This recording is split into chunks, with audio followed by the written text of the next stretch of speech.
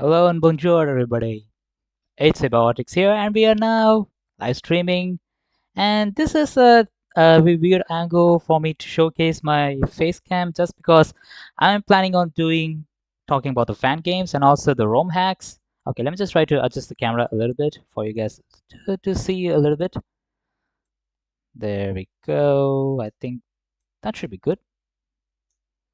It is. I think, yep, that should be fine. Yep. All right. Okay, speaking on the topic of what we're going to do about this stream today is actually going to be talking about the fan games, like I told before in the Discord, and some ROM hacks as well. Especially mostly about the ROM hacks. I'm not going to talk about mostly on the for fan games. I'm just going to talk more on the ROM hack side because ROM hacks is actually going to be more interesting compared to the fan game side. Because I will talk about it very soon. But before that, I will talk about the most amazing thing that happened yesterday, which is, hang on. Yesterday, something really amazing happened. I think some people will know what it's going to be. There we go! Yesterday, July 8, 2026, your boy hit 400 subscribers, and it was a huge of a milestone because out of nowhere, all of my freaking, you know, subscribers count was not going downhill. It was going on a really slow downhill and then goes at the uphill and then goes slowly at the mid range. Nothing got changed at all. But suddenly, when I posted Pokemon Conviction episode 2, the subscriber count got engaged into just boomed around like more than 30 subscribers in just 4 days. I was like, okay, this is this is pretty insane. Am I going to get 400 subscribers within like 4 days later after I post the gameplay? And look where we are right now. We are on 408 subscribers, as you can see right here. All right, so next thing that I want to talk about this whole celebration thing. I also posted a community post. If you guys didn't see, I actually told what I will do on the 400 subscribers count. Some people might know that. If one of my OG viewers of this channel might know what I will do at 500 subscribers, but I will tell you what I will do on the 500 subscribers. So I'm actually going to read the community post that I did. It's actually once I hit 500 subscribers within this year, which I do think in this speed, I might even hit 600. Who even knows? And I said I would make a fan game series that talking about the world and the story of my fan game story. Yep. And it will be only possible with your support, which it should be. Yep. Fan game story, which I will do as a series, like a if I could possibly do it, because if you want to make like a fan game series through just narration, you have to have some visuals, right? Like some visuals of some characters doing some Pokemon battles.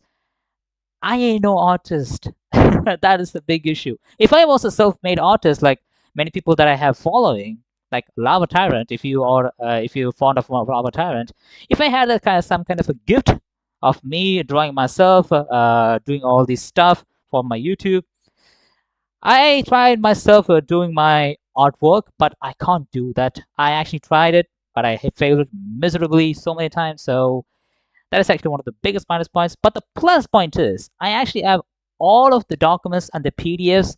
Luckily, that I have saved in my other account. Luckily, is in my other phone, which is where I'm using the camera right now. I will try to showcase all the PDFs of all the information that I written in the Phantom story that I did back in the pandemic days. So that will be done once I hit the 500 subscribers. So all you have to do is just subscribe and be sure to support me all from all of these contents that you guys enjoying so far. All right. That is the whole celebration topic that I wanted to talk about before we go to the main topic, fan game and ROM hack. All right. So let me just try to turn off the music, and I think I'm just going to just share the display screen.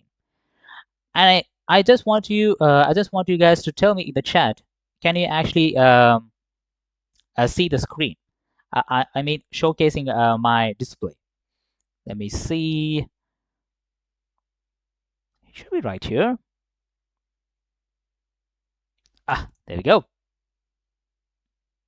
Okay, I think I can see myself. Can you guys see? I think you could see that. Okay. All right.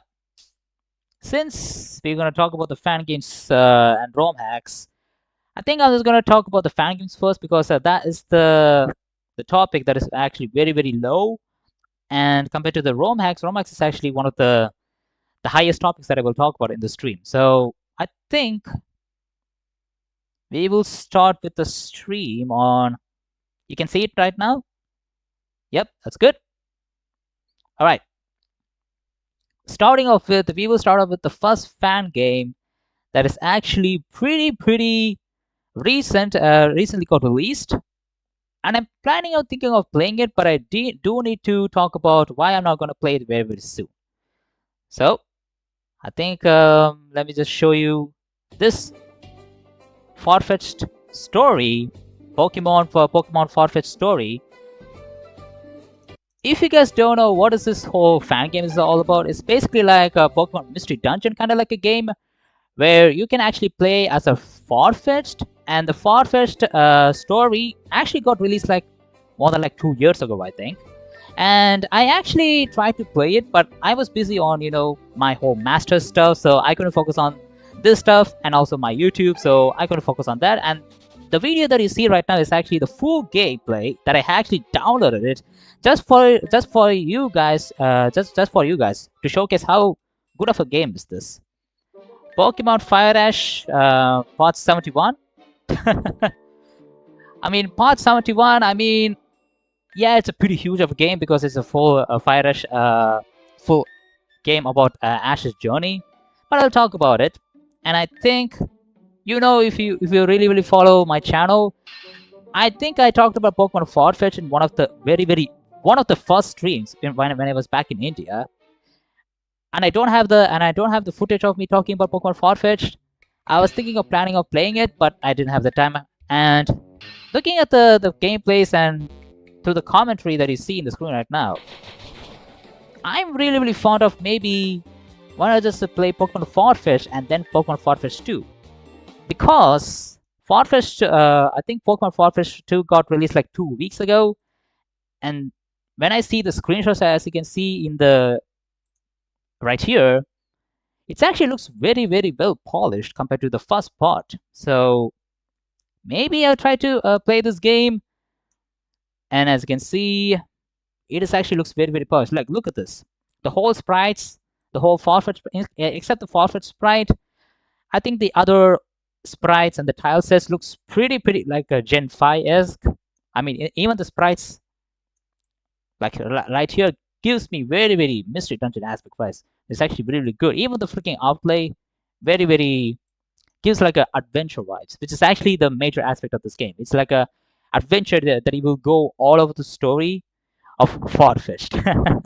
So yeah, I think this is one of the best fan games that I have heard so far. I think recently Hero World C actually has just completed Farfetch'd 2. So maybe if you guys really want me to play Pokemon Farfetch'd, please sure to tell me in the Discord, or you can just tell me in the YouTube community post whenever I try to post of which fan game that I want to play the most. Yep, I'm really excited if I want to play this, if I find the perfect time.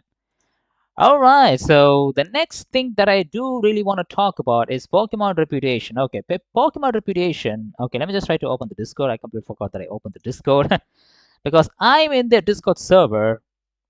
And if you guys know, Pokemon Reputation is actually one of the first gameplay videos that I have ever posted with Pokemon Tectonic, I think, because it was like around like 4 years ago. This project got started as a demo, and they're still making it to complete the whole version of the game. And right now they're working on the version 3 of the game. I think if I do remember correctly, they actually posted an update of what is actually happening in the version 3. They actually updated some maps and some new region and some cities and towns. And it seems like it's actually not that loading very well. Yep. There we go. I don't think I can show you this, but let me just show you the best aspect of this whole thing of version 3.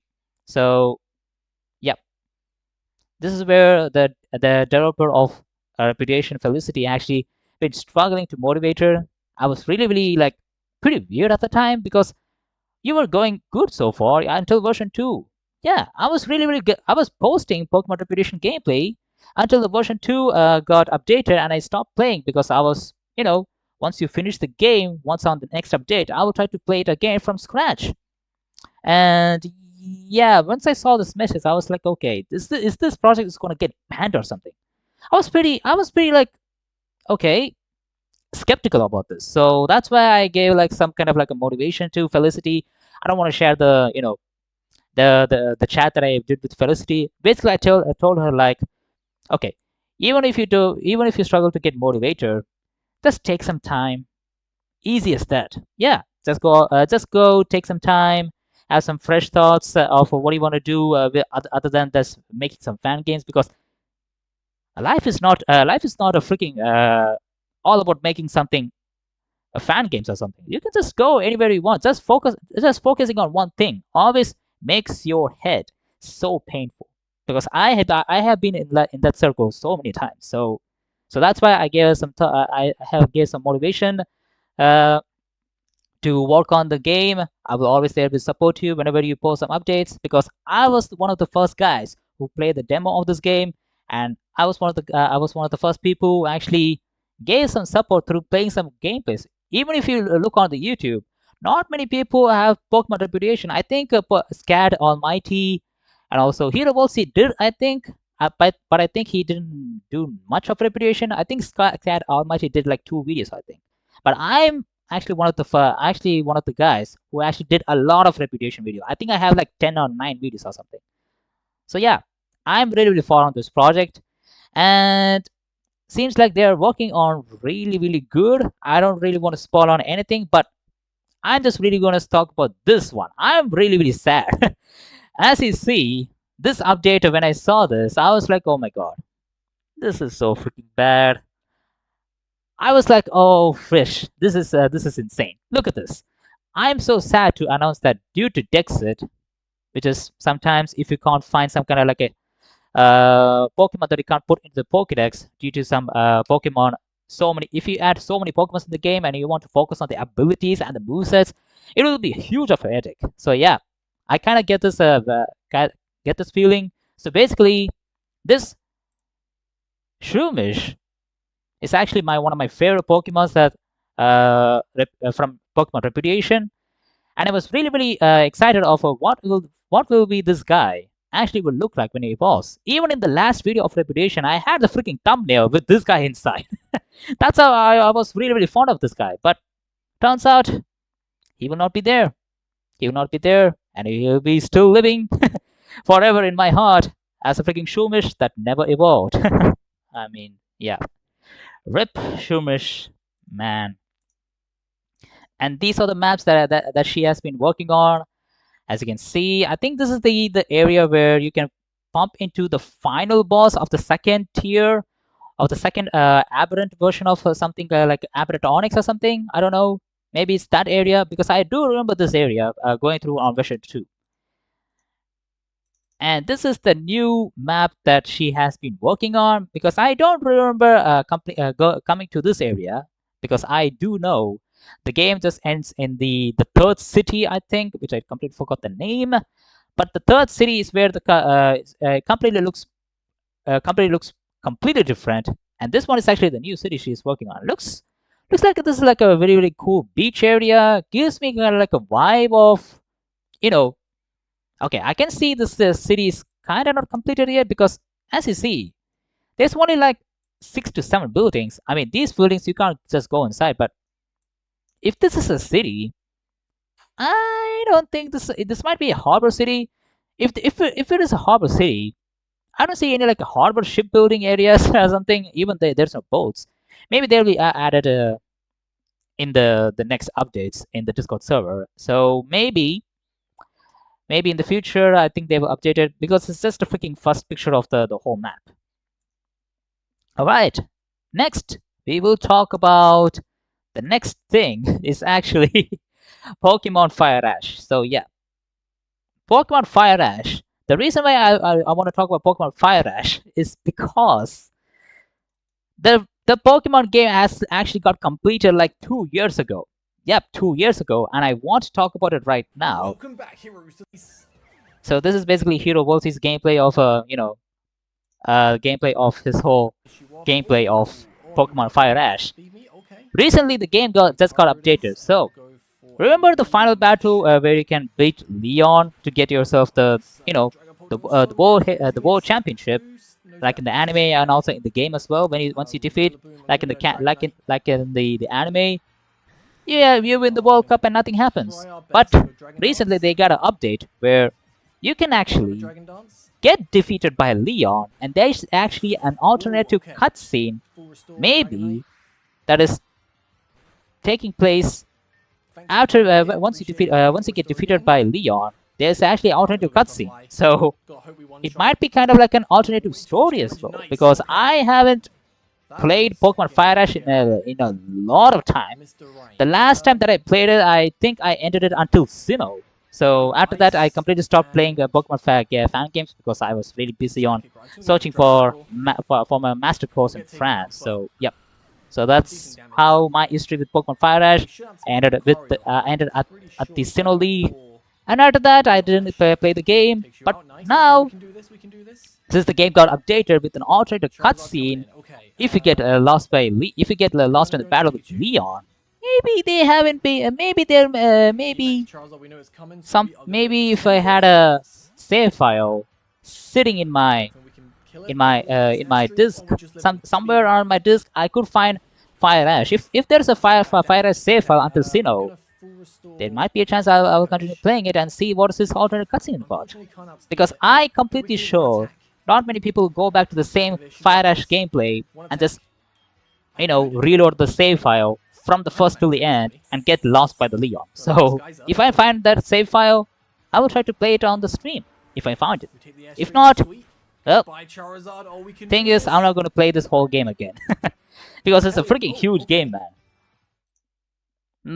Okay, so that is the last Pokemon fan game that I want to talk about is that Fire Ash. So those are all the fan games that I want to talk about. Now it's actually going to be the Pokemon ROM hacks, baby. Yes, Pokemon ROM hacks is going to be amazing if these ROM hacks get released maybe at the end of the year or maybe beginning of the next year, because ROM hacks is going to get some shine. Because the last time that I saw a Pokemon fan game that gets not a fan game, ROM hack getting overshadowed by Pokemon fan games is actually last year's end, because that's when Pokemon Emerald Sea Glass came, Pokemon Odyssey came, Pokemon. I think so many ROM hacks got played by so many people. So ROM hacks at that time was really popular, especially when Emerald Sea Glass came. So right now, so many updates of the ROM hacks has been given, and I'm really excited of some. Some of them got released. I will try to play it. Especially, I'm really fond of two projects, which I will talk about it right now. All right, let's start off with Pokemon Ghost Gray. So Pokemon Ghost Gray is actually a ROM hack that I was really not expecting to get any updates really soon, but there might be a update very soon, maybe a release date. So what is Pokemon Ghost Gray, if you really ask me? So if you look into the video that you see in the screen right now, let me just showcase you from the beginning. So basically, you see, in the future 50 years ago, when you play in the Kanto region, everything becomes a ghost. New original story, updated mechanics, complete graphics overlay gives you the vibe of Gen 1. Especially Gen 1, because you want to give the creepy vibe. Once you go to Lavender Town in Gen 1, the creepy music, eerie music in your ears, I was like, oh, this is so freaking creepy. Is this a freaking Pokemon fan game or a freaking Souls or something? Have you heard of a silliest stupid ROM hack? No, Baju, I haven't heard about that ROM hack. Maybe it's a ROM hack that is made by. I mean, the name itself says stupid, so I'm really looking for ROM hacks that is actually looks pretty cool on the story wise, pretty experimental, and also looks pretty good. I'm really fond of those kind of like a fan games. The only exception that I can think about is actually Pokemon Rocket Edition, because Pokemon Rocket Edition, even though it is even though it relies on the old mechanics of the same games when you played Pokemon Fire Red and Leaf Green, but the story is actually inverted. Now you play as a bad guy. That's the only thing that's got changed. And this game takes place in the far future. 50 years ago, Pokemon goes gray. And as you can see, we are the emo kids. Yes, you could see this game might not be many people's cup of tea just because it looks pretty like a Gen 1. But if you guys played Pokemon Emerald Sea Glass, I guarantee you this will look pretty beautiful if you have a pretty good computer that can run Pokemon ROM hacks like these. And as you can see, this game looks pretty eerie because this game takes me in the future. Even the look at this freaking Teddiursa. It kind of reminds me of a Teddiursa from Pokemon Empyrean because there's a alternative ghost dog type version of Teddiursa that actually looks like a cursed teddy bear, and this actually looks like that. Emo game. I mean, everybody becomes like a emo kids. Boys will become like a goth Keanu Reeves, and females they will become goth mommies. I mean, look at the starters. I don't know who are these one. I know Rowlet will want to Decidueye or something. Yes, because it's Grass Ghost. Litwick, Chandelier, Ghost Fire, and what is this? Is this like a regional variant? Is this a regional variant? I mean, like a convergent of a Squirtle or something? I mean, look at that freaking. It kind of reminds me of, you know, in the Pokemon manga, where you pump into like a in the Lambda town once you enter the Pokemon Tower. Do you remember the scene where the Psyduck is actually becomes like a zombie and attacks you like with the whole skeleton blood coming out? This kind of reminds me of that. And it looks like we are battling Giratina all of a sudden. Find your strength and delve deep into the abyss. You could see some blood, flesh, and bones every single area. Looks like we are in a freaking cell or something. This is actually really conceptually insane because I'm really fond of Pokemon fan games that is actually not following the footsteps of the original Pokemon, because original Pokemon is like very friendly to kids, friendly to children, friendly storyline, and you know, friendly road to championship. So this game takes the all of the aspect, gets rid of it. Look at that. You're making a Pokemon post-apocalyptic game, maybe a post-apocalyptic, I think so, with so many dog themes. This looks so good. Yeah. Okay, I just realized. Do you know the concept of, you know, Cubon's mother gets into the ghost, and we see the ghost gets flying away once we use a Silph. Can we see that kind of like a Cubone Maribel kind of like a storyline in this game as well? Because it's the same game, takes place in Kanto. I wonder what a Lavender Town looks like in 2049 in this game. And the game also, look at this!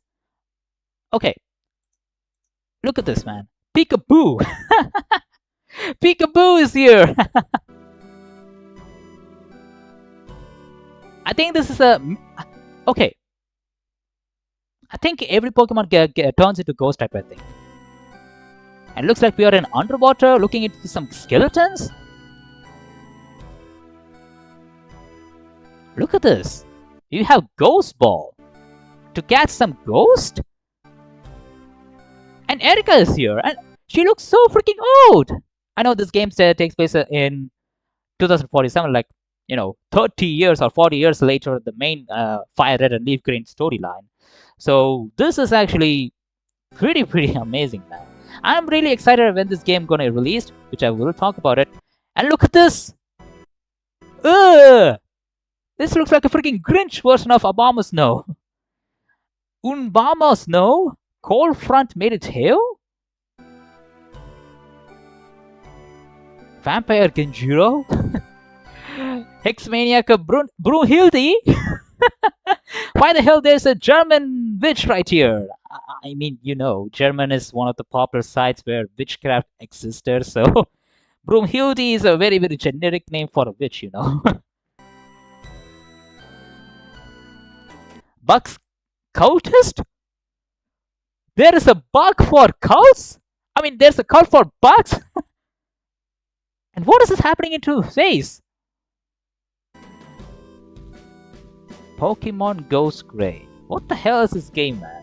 Okay, the reason why I'm shocked so many times because once I downloaded the video and just saved it for the live stream, I actually didn't look into any of the Fangame trailers. I mean the ROM hack trailers. When this game out, I will talk about it right now. Don't worry about you because I will talk about it. This is actually going to be the ROM hack release. It's actually got updated updated soon. Very soon because we are on the subreddit of Pokemon ROM hacks where many ROM hacks will get post their updates on their fan games. Recently, Pokemon Odyssey 2 got updated as well, which I will talk about it. Yeah, and this is the final development update given by Joe Z. Who's actually the creator of Pokemon Ghost Gray, and as you see right here.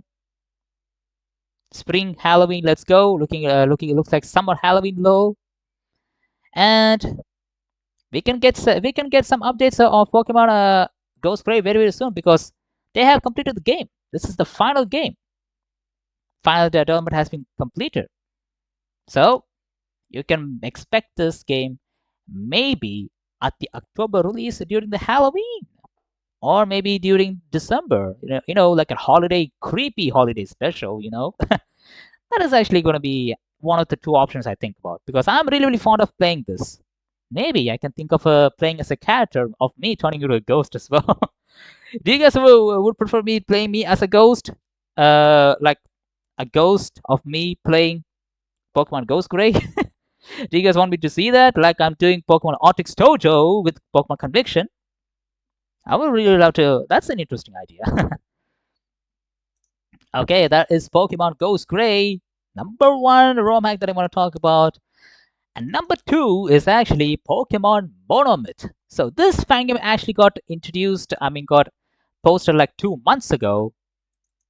And this is actually their whole storyline of what they did so far. After over 6 years in development. Okay, think about 6 years development, man.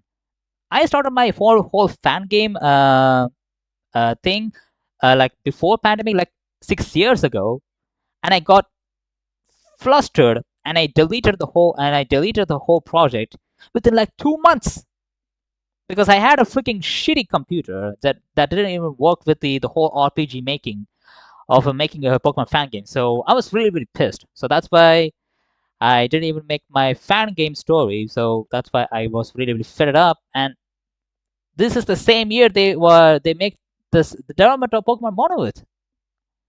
After 6 years in development, Pokemon Monomyth is nearly in completion. Pokemon Monomyth is an original character-driven story set in the Pokemon world with an emphasis on exploration, compelling storyline, really good, and complex Pokemon gameplay. I hope there's not much of a huge of a complexity and features roughly 75 hours.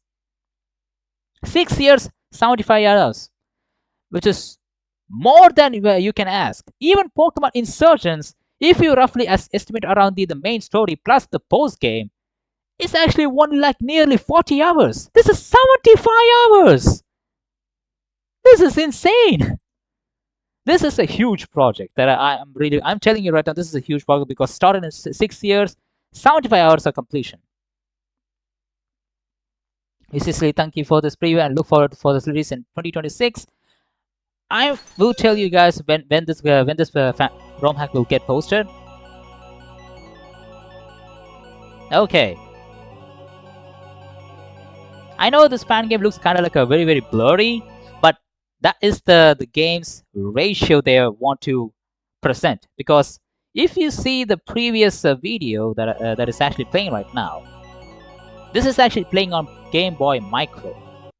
If you guys don't know, Game Boy Micro is where Gen 1 and Gen 2 consoles were got released. So this ROM hack is actually made in two different versions. One is for Game Boy Micro and Game Boy Advance. Talk about insanity. And we have our original characters choosing the Pokemons.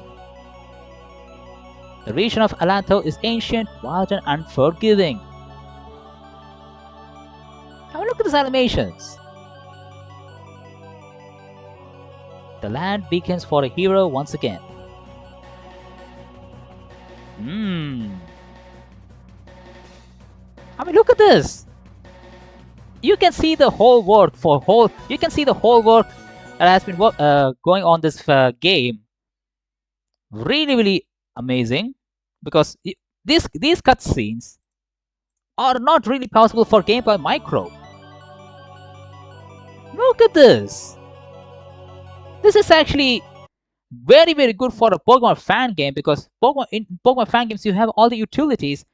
Yes, in Pokemon ROM hacks you can also have the capabilities, but it takes a lot of script time, and also a lot of tile sets have to be structured very well, because ROM hacks actually has a really good very low window size to display, and you want the perfect tile sets. That's why ROM hacks takes so many times to do it redo it again and again to get a perfect output. And that's why so many people prefer ROM hack not prefer ROM hacks. They prefer making Pokemon fan games.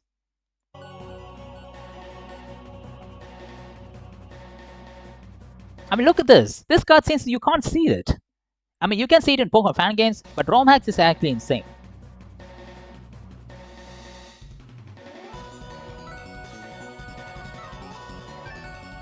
I mean, look at this. Over 360 unique species with new moves and abilities, and all Pokemon, I have to say, chef's kiss. Look at this. Catch Pokemon in thousands of unique code patterns. Did you see that? Did you see what I heard? Did you hear what I said? Different code patterns. New trainer engine will bring you... Okay, what was that?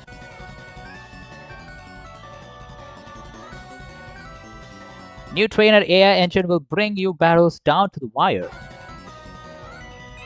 I'm very sold. Once the whole first look for this game, I was really sold out, but this is actually insane. Alright, we have the Battle Frontier and Contest Hall, which I don't really care about, but let's see how it looks like. Featuring both link cable and new code base offline. Okay. Link cable trading requires the Game Boy Advance or Game Boy Micro link cable to compatible devices. Original professional score of over 200 songs, including... Alright, very custom music, 200 plus. Look at this, man.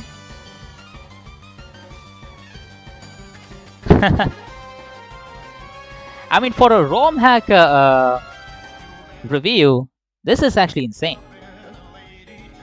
Oh! Suddenly turns into country music. Luck Me a Lady by Slimebox.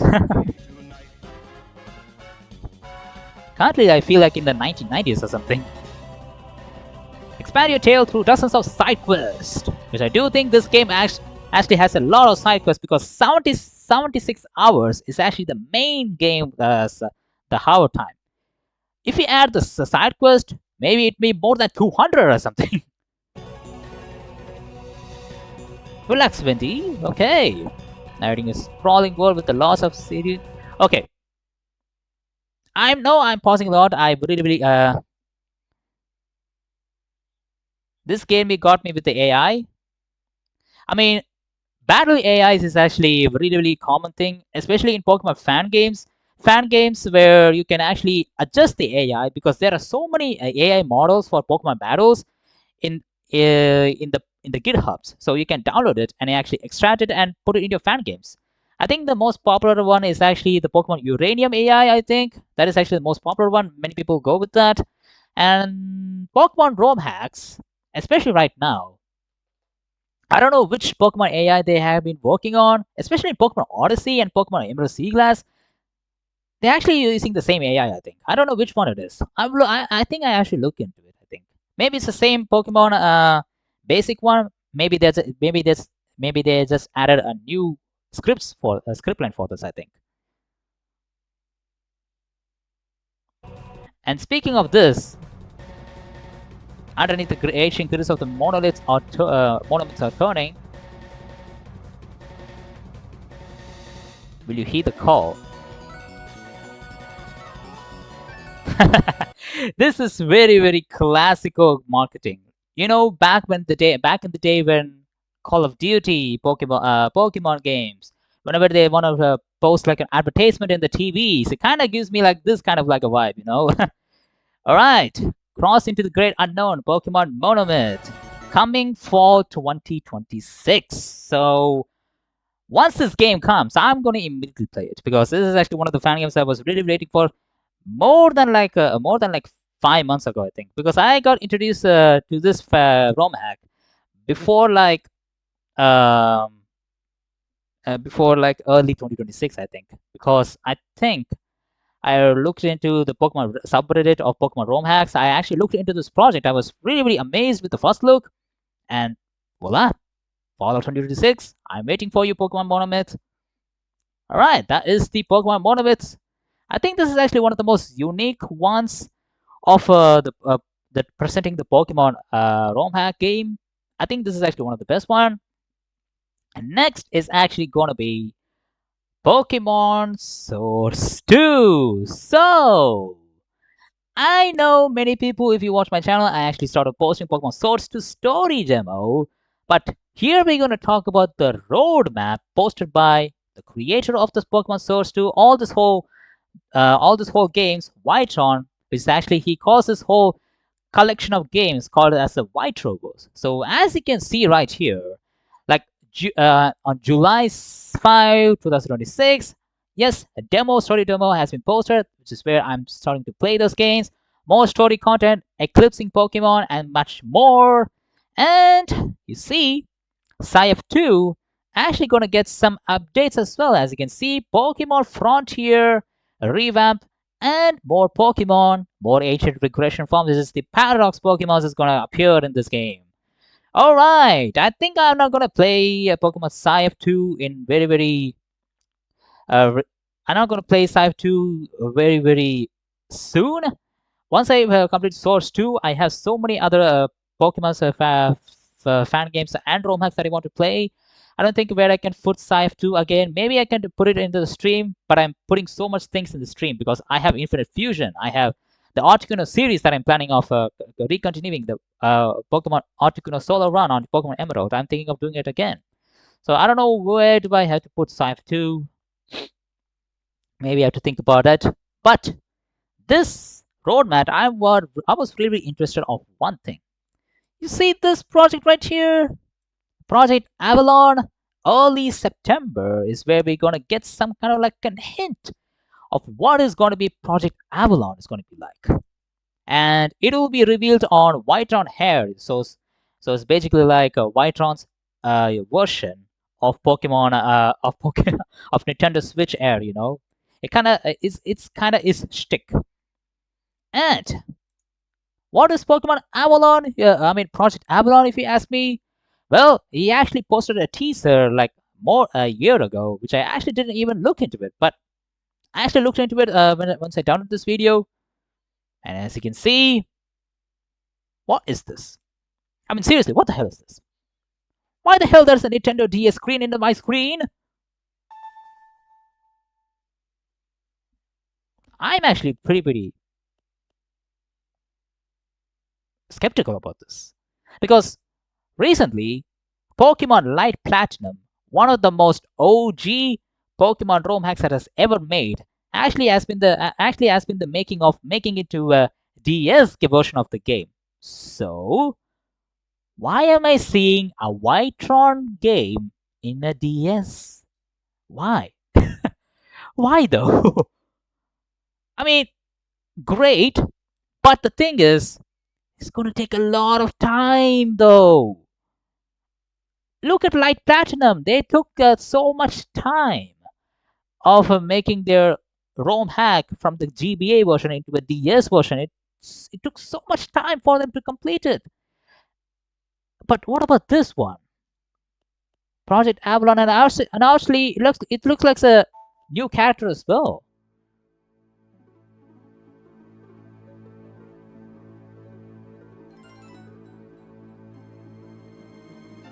Maybe it's the next White Reverse game, but I kind of expected maybe it's another ROM hack game. But this is not a ROM hack. I mean, it's a ROM hack, but in a different console, different resolution, in a different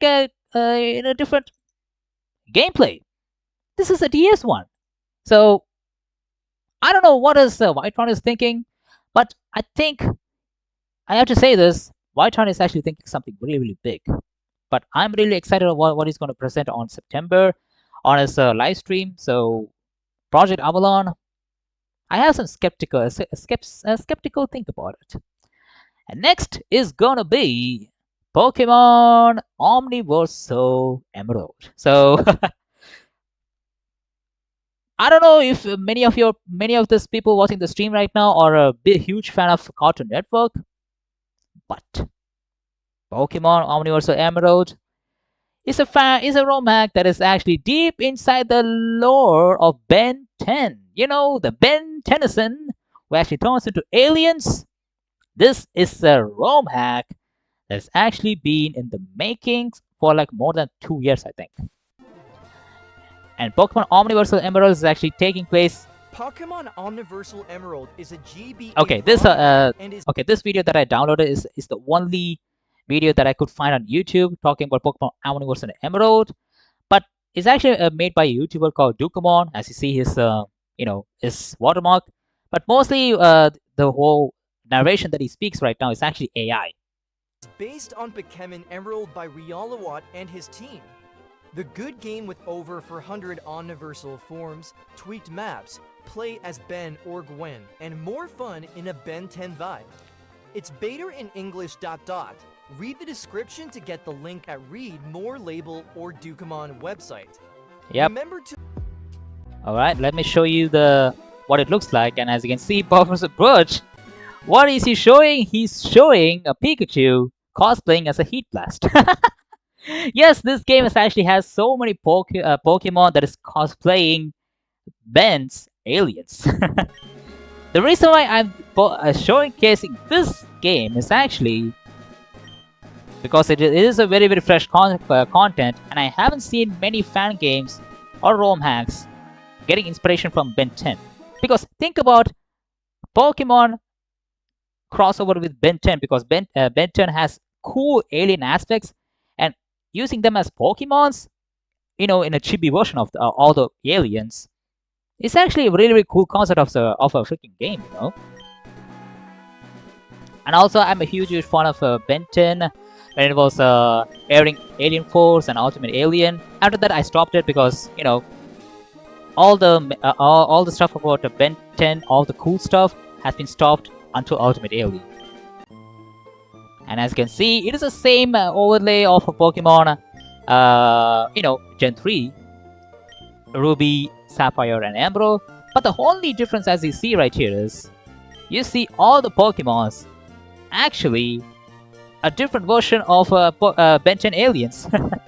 Give me Alien X. I think Alien X is actually going to be a Rayquaza bot, dude. Imagine Rayquaza with the powers of Alien X. Oh boy, that is a whole lot of a strong dragon. Serpentine Alien X. Okay, I just want to showcase you what are the Pokemon we can bump into. Look at this. Okay. We see a Zigzagoon right there, but look at this. We have a Fuecoco looking like an Echo. And then Bulbasaur with Swampfire. And I don't know what Pokemon this one is. Is this freaking One Eye? You know the Pokemon. I know this is Mudkip, but you know the alien that has one eye. I think the alien is called One Eye. I think where he actually shoots laser from his belt in his belt in his belts in his belt.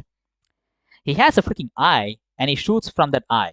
That's why he's called One Eye. And he actually doesn't have any eye. He has a freaking 2 ears as in his face. Swampfire, my goat. I think this is that guy. I think, and it seems like he's using for Coco, Echo version. And look at this, man. It looks very beautiful. I mean, so many Fakemons that I have played so far. Even the recently one that I played with a little bit of a Fakemon. I think I posted only one episode where some of the Fakemons I'm really like it. Some of them I'm really skeptical because it kind of didn't look like a Pokemon. But we are talking about a Pokemon ROM hack game that is actually taking inspiration from the aliens of Ben 10 and mixing with the Pokemon. This is actually much difficult compared to making a Fakemon. So this Fakemon is actually really good. I think this is actually Accelerate, because I see the green and the blue accents kind of gives me like that, or it might be the other speedster alien. I completely forgot about that name. That's the other speedster. I think maybe this is Accelerate. I think. And look at that. You hear the theme? It's a Ben 10 theme, baby. And look at that. The whole UI has been changed. Kind of gives me like the vibe of, the old OG Gen 2 game vibes, where, the PP, the Pokemon Move, the UI actually, the HUD actually looks pretty different. Kind of reminds me of that games, yeah. Fast Track or something? Yep, I think it's called Fast Track, yeah. I think this is Accelerate, I think. And here you hear the OG Ben 10 theme. There we go. While Zigzagoon is down, and actually this game is actually released, and actually you can play it. But the thing is that this game is actually still in the beta version, I think. So that's why I ain't gonna play this game until the full version get released, because I'm really excited over what it's gonna be look like. And also, in the Pokemon subreddit of ROM hacks, let me just show you where you can actually see so many. Let me just show you Pokemon Omniverse. Okay, what is the full name? Pokemon Omniversal Emerald. Okay, Omniversal. Okay, let me just type Omniversal and showcase you what are the recent updates that they have been showcasing so far. I was really shocked on some of the Pokemon they have showcased. Like, look at this. 5 days ago, I think one of the sprites guys who made sprites for Pokemon Omniversal Emerald, he actually posted all of the Pokemon things that he have been sprites that he's been working on. Sprites for Pokemon Omniversal Emerald, a Pokemon X Ben 10 project, a huge amount of Pokemon and Ben 10 fusions. But these are just think of. All right, we see. I think this is Atomic X. I think, because I do remember some Pokemons from Pokemon Omniverse, and one of the popular ones is actually Atomics. I think this is Atomics. I think so. Atomics X Beldum looks pretty cool, I say. And we have Diplin with, I don't know which alien is this. What is this one? And it looks like a freaking chili or something. I mean, cool, I guess, but it doesn't resemble anything like a freaking. I don't know which alien is actually this one is.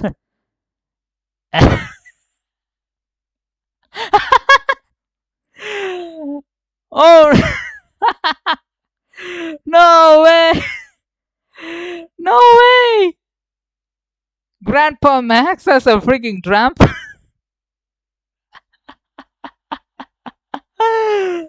Oh my god, this is actually insane. Okay, I actually recording this video. I'm just gonna stop it. There we go. I actually forgot that I'm actually recording it. Right. Grandpa. I mean, yes, Grandpa is a grandpa, but you're making a Ben 10X alien and using grandpa. I mean, technically, in the alienology, he's a human, so he might be an alien in alienology. But come on, man, this is actually the most funniest thing that I have ever seen.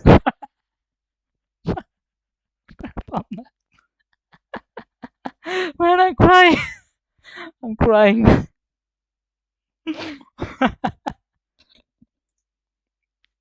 Okay, onto the track.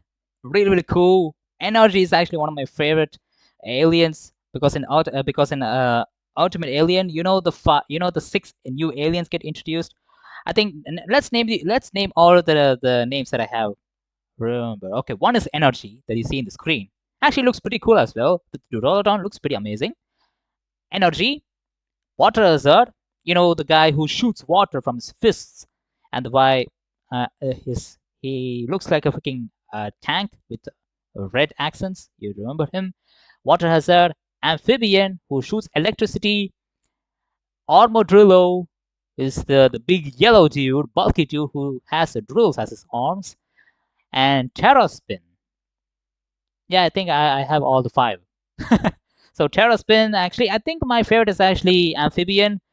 I know in the cartoon, in the cartoon of Pokemon, not in Pokemon, in Ben 10, Amphibian is actually the most least showcased one. But many people loved Terraspin just because he had a freaking story of where did he come from compared to the other aliens. So that's why many people love Terraspin. But personally, I love Amphibian because of its freaking sassy nature. Whoever thought of this needs a raise. I mean, if you want to support them, but dude, you can just go to the website of searching Pokemon Omniversal Emerald and just play the game. And by just supporting their project, that is the only thing you can do because you can't give money for this. This is just a whole passion project.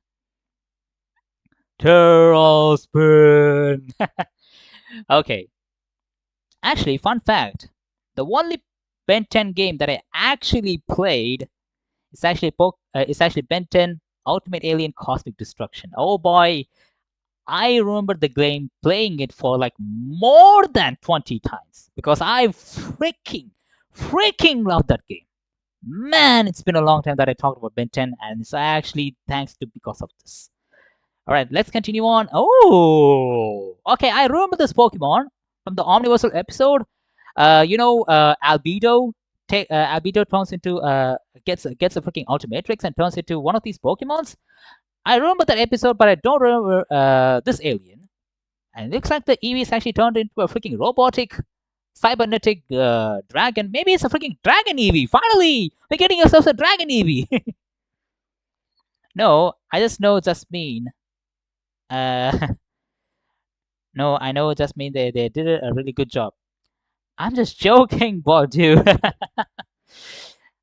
I mean, seriously, if you really want to give some money, you can, but I'm just really showcasing these projects just to support them. And oh wow, this is insane. Okay, Ripjaws and Gabite. What will Ripjaws and Garchomp will look like? Oh wow! And what will be the typing? Water Dragon? Water Dragon is actually really, really cool typing. One live, only weak to 2 typings. Really, really good. I play the Cosmic Destruction too. How many times, but if you played at least 5 times, then I would believe you. If not, you're lying. Because I know many people played Cosmic Destruction because that's actually one of the last and best Ben 10 games as ever released. And the soundtrack of Cosmic Destruction, oh boy, still to this day, I still remember the track inside my head. It's actually one of the best tracks of a Ben 10 game. One of my favorite tracks, yeah. Stronger ability LMAO. Pretty cool as well. Pretty cool. Pretty cool. Oh! Vulgax is in K. Okay. Okay. I don't know what's the alienology term for Vulgax, But I do think Inkay works as a freaking. Okay, imagine Vilgax with Malamar. With huge power? Oh boy, Malamar with huge power is actually insane. Especially with superpower, you're freaking dead. Because Vilgax is a huge dude, you know. Not. Wait, is Vilgax? Yes, it's actually a dude, yeah. I think there's a genderology in Vilgax alienology, I think. Evil. Yep, it is evil. Oh wow! I mean, it kind of makes sense. But when you think about forearms, you actually think about Machamp. So yeah. And why the hell he has multiple arms already as a freaking Machamp? It would really make sense if he has two arms because Machamp is actually a mini version of four arms. And when he evolves into a Machamp, eventually he gets four arms. That is what you call character development. But I still love that. Like I said, the 5 aliens that represented Ultimate Alien as getting some light, as you see, Namu as Water Hazard. Really cool, really cool combination, man. Because you know, Steam Engine Pokemon plus Water Hazard very fits. Chimera Sea Generous. Yeah, I kind of see that. Oh, okay, kind of looks disgusting because Stinkfly can work with Flygon because Vibrava and Flygon kind of reminds me of Stinkfly, you know, Buck, and this guy also is a bug. So, but Salaman's line getting the Stinkfly treatment is actually unique and also pretty weird. But looking at this sprite of Shelgon with Stinkfly, I'm pretty skeptical of how Salaman's would look like. Ooh! Oh, this is actually good! This is actually good! Wow! Sliggoo! Hisuian Sliggoo as Goom!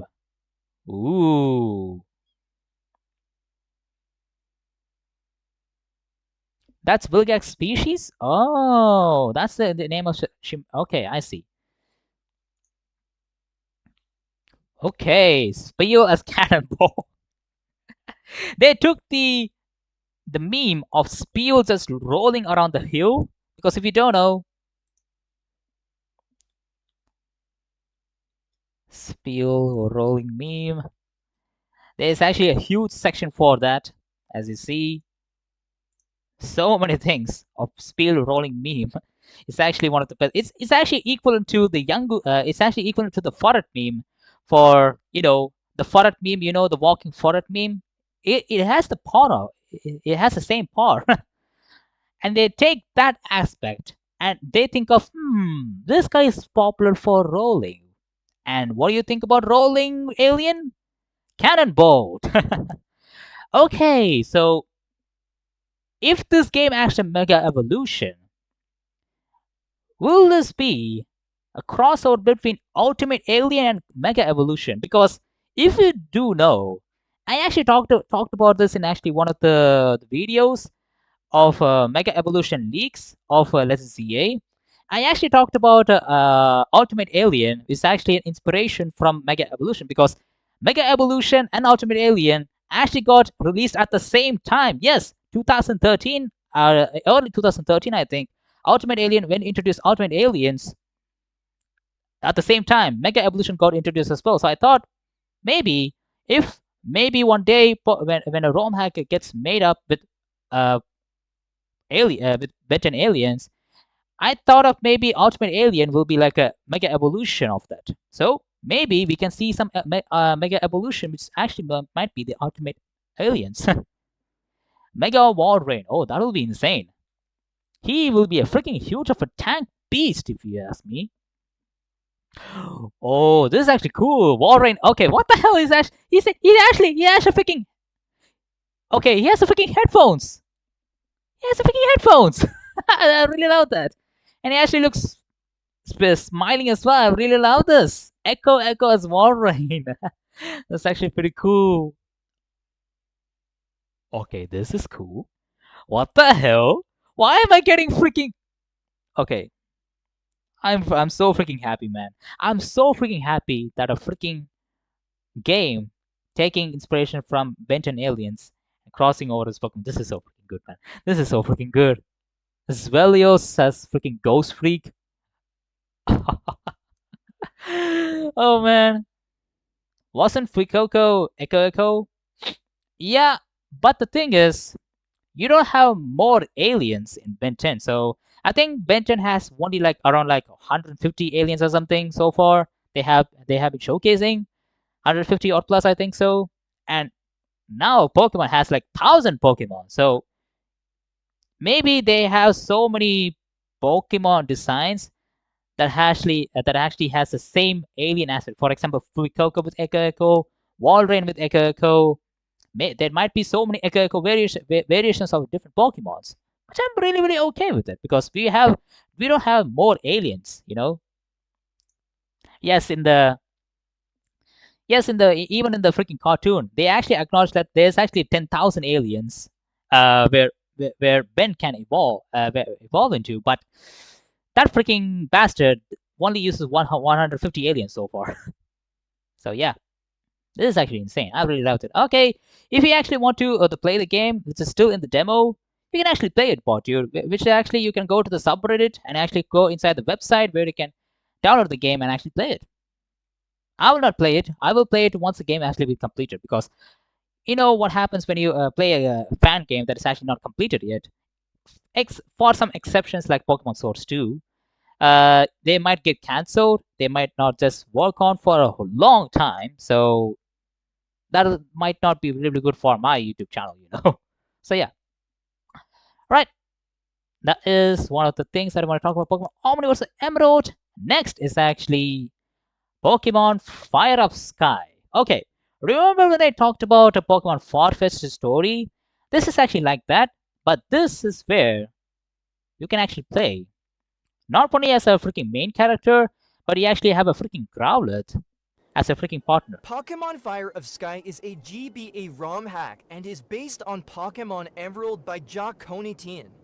It's a fun game where you buy with your friend is Grothel and the new story about Ho-Oh, following Pokémon, GBC style, and more fun. It's still beta in GBC? Okay, clearly you're using AI for the voices, but try to change some lines, man. English ... Read the description to get the link. Okay, so this game is actually very very mystery dungeon, but here we actually play as a companion with the trainer. We have a Growlithe aside, and as you see, this is a whole conflict, man. Growlithe is actually fighting with all the hunter, and we actually playing as a freaking Growlithe and a freaking and a freaking main character. Look at this. And this is actually fully story based.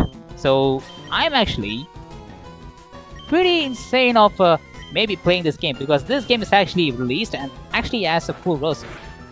Maybe I'll try to play this a full version of the game once I complete Pokemon Nova because Pokemon Nova is actually in the making of the final episode. Yes, I'm actually on the final episode of Pokemon Nova.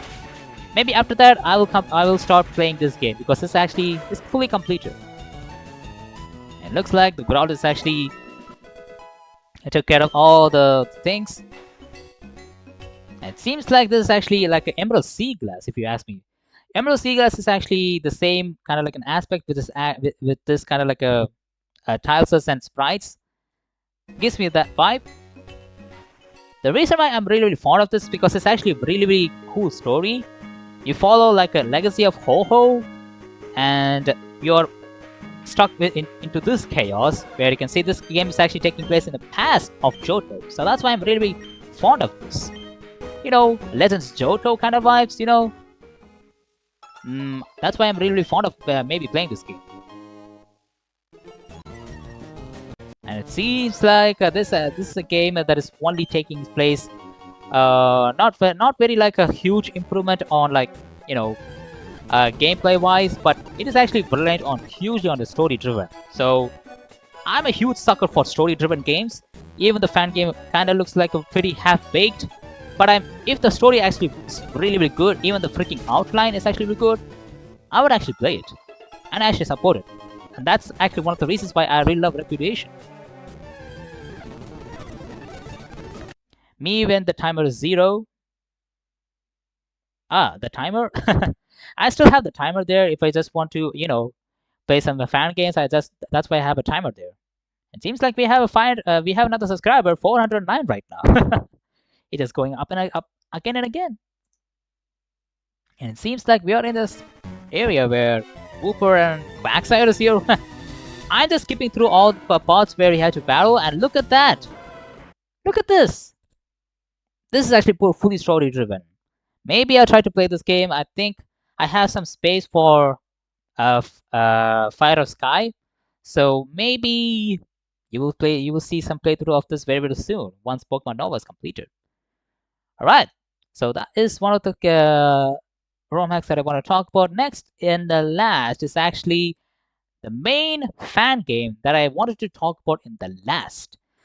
Remember that I said I actually completed talking about the fan games and gonna talk about only ROM hacks.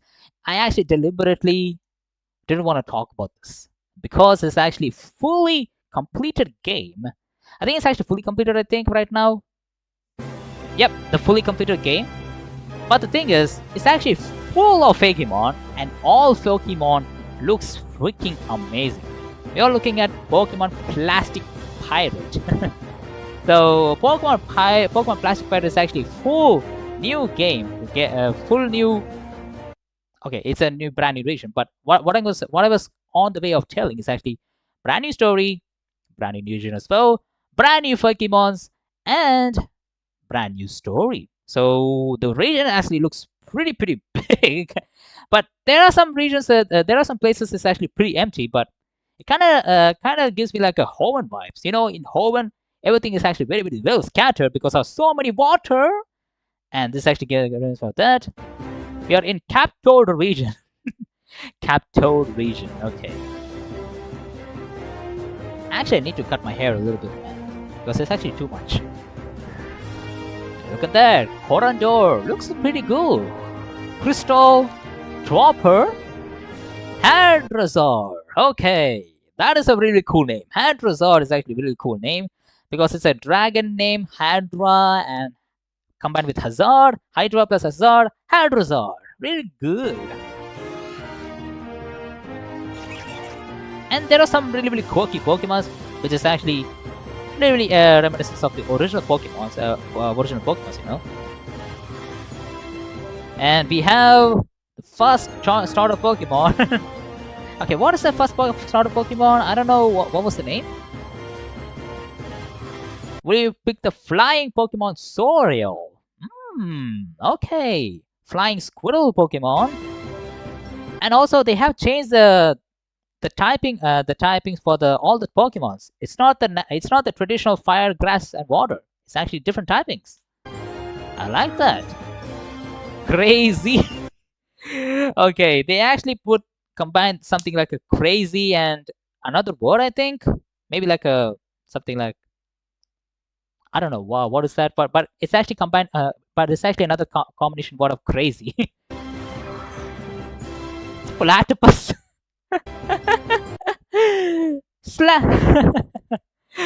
Slappy, the Slaptipus.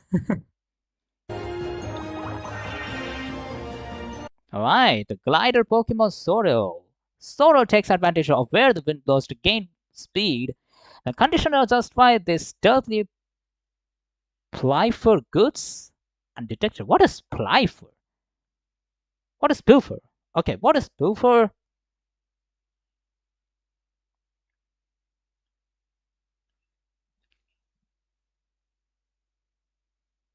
Hey Google, what is pilfer?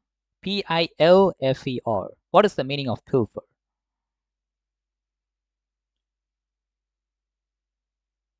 Relatively little value, especially in small quantities or repeatedly over time. Ah, it means to steal things and relatively little value. So this guy is a thief Pokemon. I mean, it kind of makes sense because it's a raccoon. I mean, it's actually a theme. Raccoon dogs are always a thief. So yeah. All right.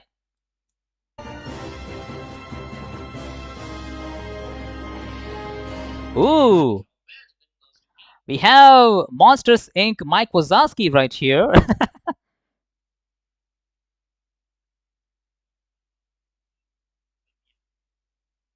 Perry the Platypus, yes, it's the references that I did. And we have Monsters Inc. Mike Wazowski right here battling. Kind of looks like uh,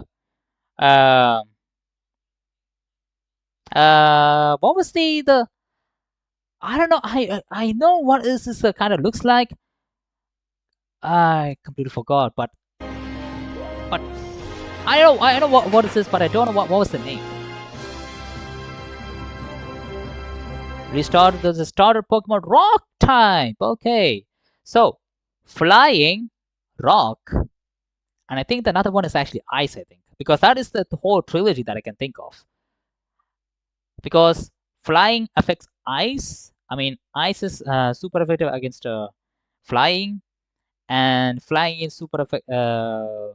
Okay, I think it won't be ice. Maybe it's grass. I think it's grass. Rocket tail, tail it. I mean, look at this. New overall UI looks pretty good, and we have a new ability called Geo Search. Powers up a rock type move in a pinch. Okay. We have a Jigglypuff right here. Explore and discover the secrets of our region. Look, you find a map path. Will you follow it? Ah, some side contents as well, and we have... What the hell was that? What the hell was that?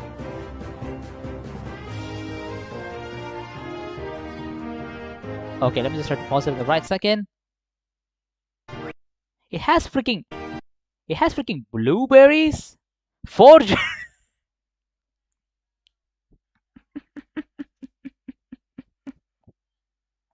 Forgery. Maybe it's another thief Pokemon or something. Or a freaking criminal Pokemon. Because it says blueberries, I get it, but Forge... I really love these names, man.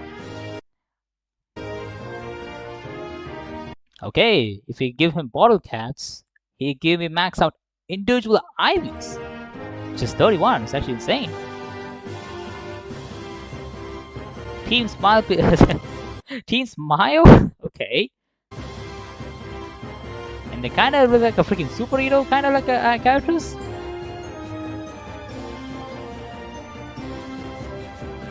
What the? Why is he cosplaying like a freaking guy that came from a freaking 14th century Renaissance Italy or something? This next spider is going to become something like and...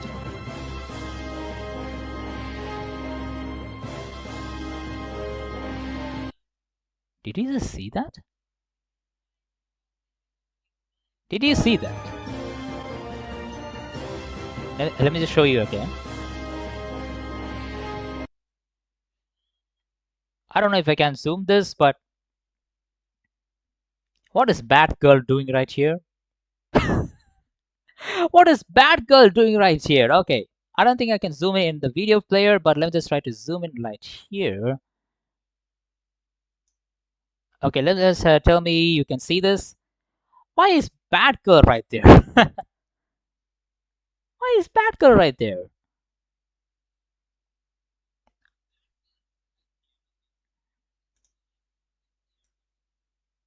I think I can just put it right here. Okay.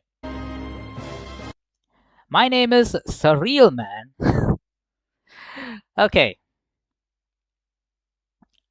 Okay, this game is actually taking so many puns.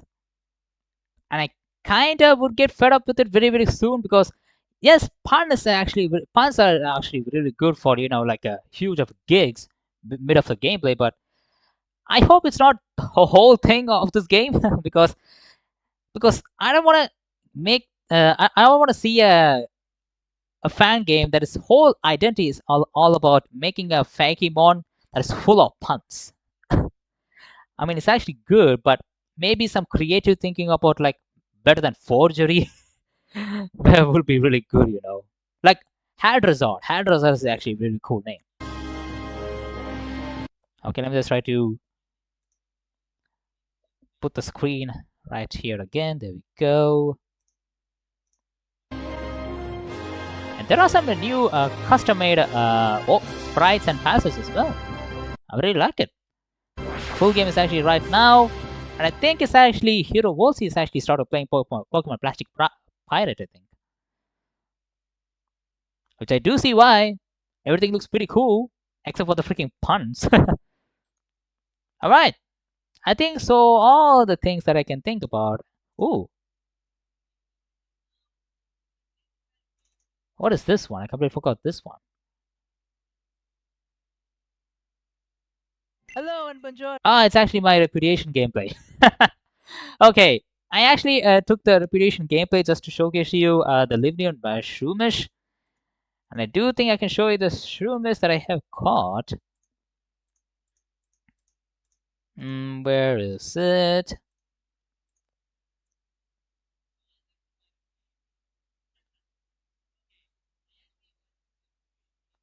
Ah, here it is. Oh, I think I actually didn't catch the Shroomish. I hatched the Shroomish. I completely forgot about that. Okay, this is where I got the Livnian Shroomish. And look at my face. Look at my freaking face. Look at my freaking face. I was so freaking shocked. I was so freaking amazed with this. Oh! Okay, Livnian Shroomish. What is your typing? Bug poison. Okay. Look at this. I was pretty amazed and was really, really excited when does he evolve into Breloom? I mean, Breloom. So yeah. That is the whole thing that I can talk about the Pokemon ROM hacks and the Pokemon fan games. But before we go to the next thing, I think it's best we go to the subreddit of Pokemon ROM hacks. And I do think we just talk about what is actually happening in the ROM hacks, because the last time that I actually looked into the Pokemon ROM hacks subreddit is actually like besides today, it's actually 3 days ago. I want to look into what is happening today. Now, okay. Pokemon Odyssey 2. I'd like to show some Odyssey 1 sprites that has been improved for the sequel, Odyssey 2 Heroes of Lemuria. Okay, we see like Chansey's sprites has been changed into a little bit like this. I actually preferred this old sprite. I mean, it kind of looks like a very, very goofy, and kind of gives me the vibes of from Alice in the Wonderland. The short lady with the whole red squiggly hair. kind of reminds me of that princess. And Blossom, I was into this. Kind of gives me like a Nurse Joy vibes. I like that, and also the freaking Butterfree and Dustox. Oh, this okay. Dustox right here looks pretty cool compared to this one. But the Butterfree here kind of looks like very, very looks like a robotic or something.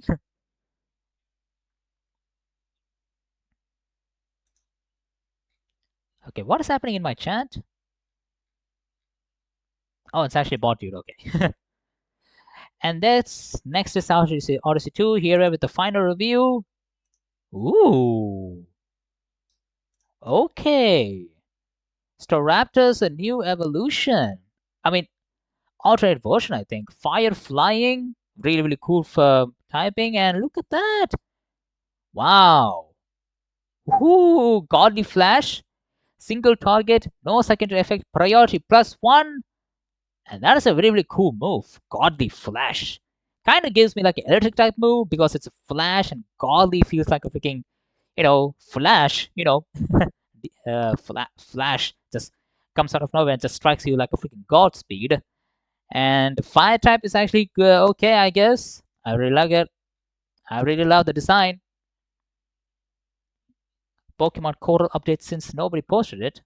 I haven't posted an update in a while, but progress on Coral is still steady. I'm not even giving a date, but I'm getting towards the end. All gyms are done, and there are a few in-game areas that are a lot of missed stuff too. Some random shots to show it's not dead. Okay, so seems like I don't think Pokemon Coral is actually one of the things that I was looking into, but it seems like Pokemon Coral is actually on the way of getting released. So they are on the end of they are on the end game areas as well. Maybe possible next early 2027, I think. What the hell is this? Pokemon Paradox Innovation. Ah, I heard about this fan game or a ROM hack, I think, where they actually combine the paradoxes with all the existing Pokemon. It actually looks pretty cool. And I say this is actually in the development phase. Ghost Electric kind of looks like the Yamask with both.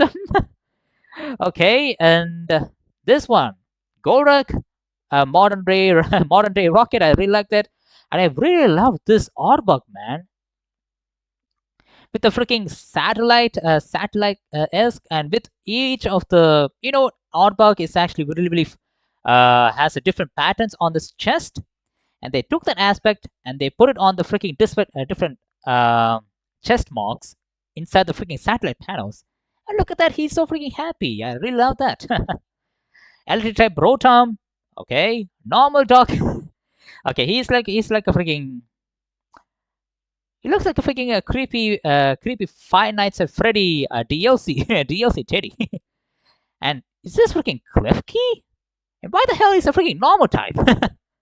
Normal ghost makes sense, but why is this a freaking normal type? Oh, so for the Yamask evolve into Runerigus or Cofagrigus, maybe you need to give dubious disc, I think. Overall, I really love this. Okay, so many things has been updated. I mean, Pokemon Platinum multiplayer. All right, I see. I don't see anything that is really interesting so far. Maybe let's just go beyond right here.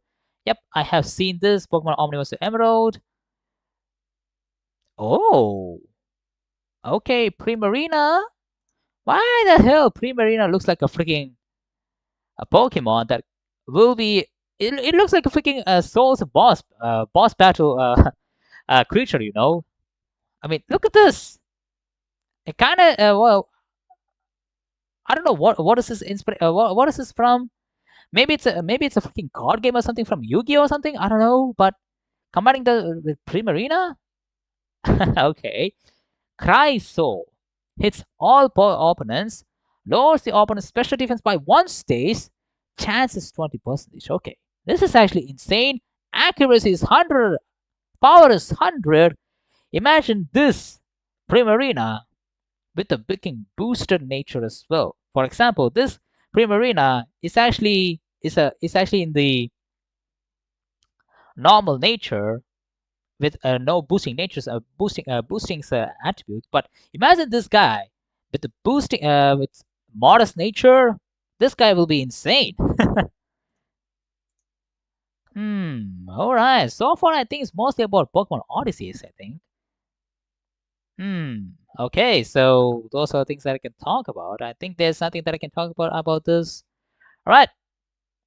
Next, we will look into what is actually in the EV Expo on the released games so far. So in the released games, Pokemon Plastic Pirate, Pokemon Conviction, Pokemon Debug is actually not a fan game that I'm really excited about. But Pokemon Fire Dash, I don't know if I want to. I don't know if I find the save file. If I find the save file, I will try to play it. Pokemon Adventure, Pokemon Breakout. Okay, what is Pokemon Breakout? Okay, let me just try to look into it. This is the second installment by Dimensional Shift series, a side sequel to Pokemon Other Worlds.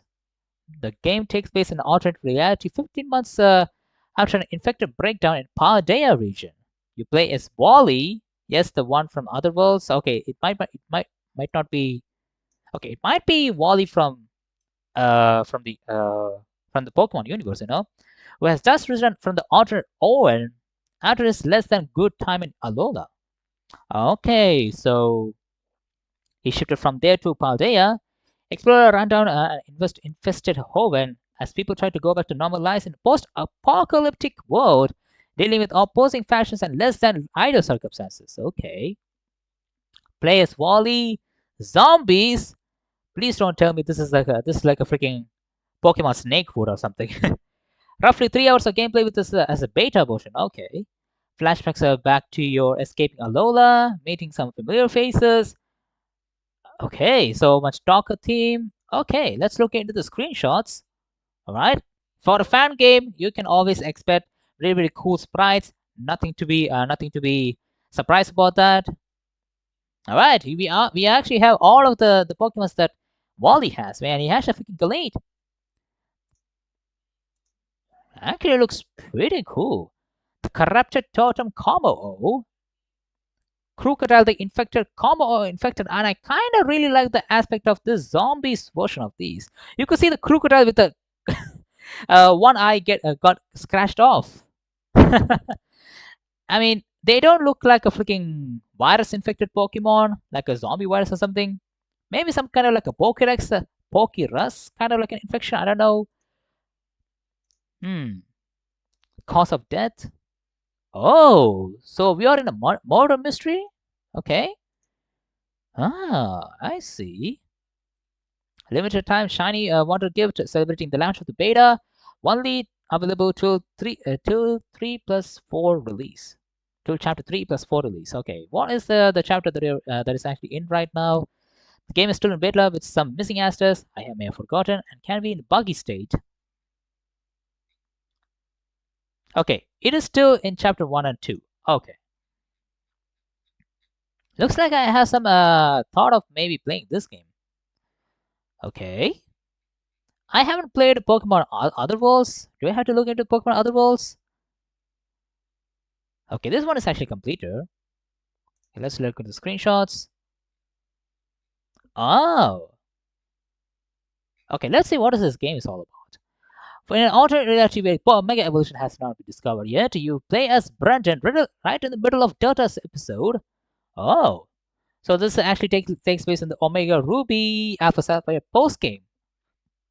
However, the lack of Mega Evolution takes a heavy toll as Rayquaza, but itself is strong enough to destroy the upcoming meteor. Luckily, Devon was able to fix the cable. So this is where we're gonna stop the meteor, kind of like a game or something. I think it is.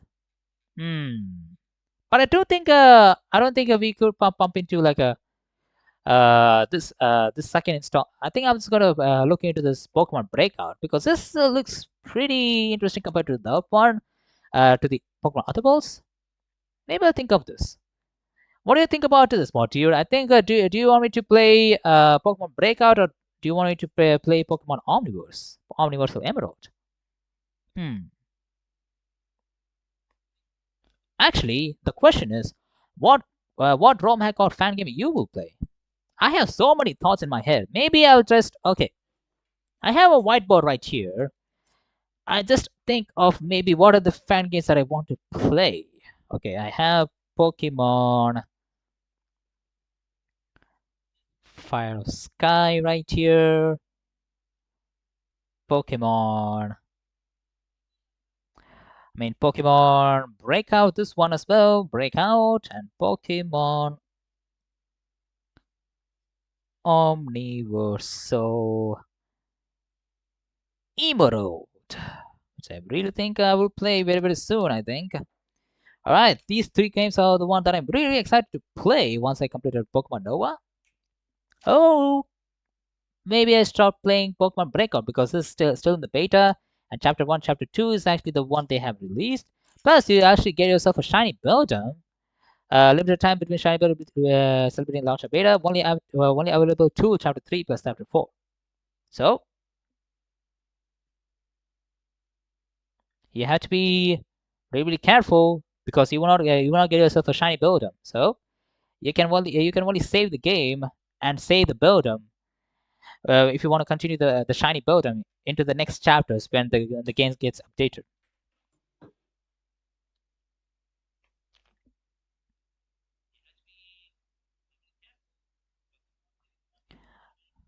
Okay, so I think we will talk about what are we gonna do on the rest of the stream. Is actually gonna be me doing the whole, Pokemon Eclipse fan game story talking. So I think I'm just gonna take a little bit of a break, and I see you guys in a bit because I need to make some dinner, and I think in like 30 minutes I will continue on reading some Pokemon fan game talk of continuing Topaz fan game story, which I do think I will start with once I get myself a dinner, And once I start eating and also talking about this as well, I will continue in 30 minutes. Yeah, get me some snacks, and I will see you guys in 30 minutes.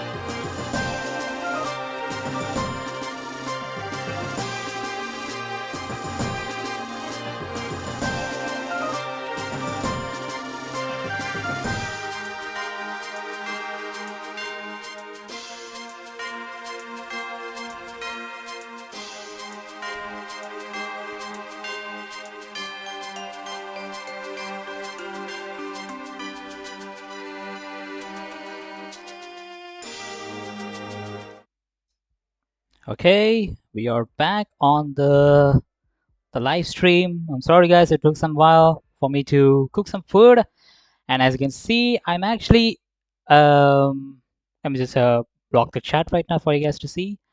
Let me just show you what did I cook. So it's my complete dinner. Okay, where do I? Yep, there we go. Okay, so I actually cooked some dinner. It's actually like a very very small dinner for you guys to look into. Firstly, the basic ones. I have the freaking fry eggs. I don't think you could see it. This is the fry eggs, as you can see. The fry eggs that I have done with add some pepper, had some turmeric powder just for the flavor.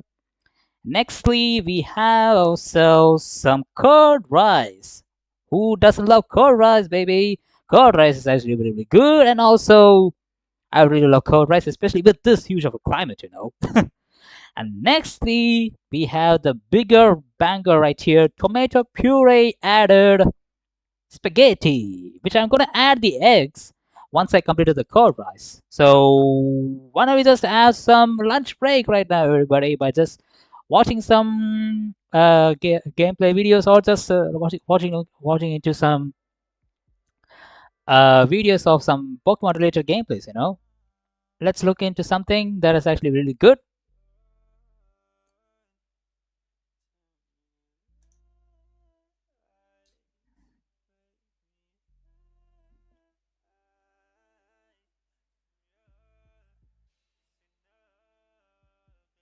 Okay, right now I actually can see you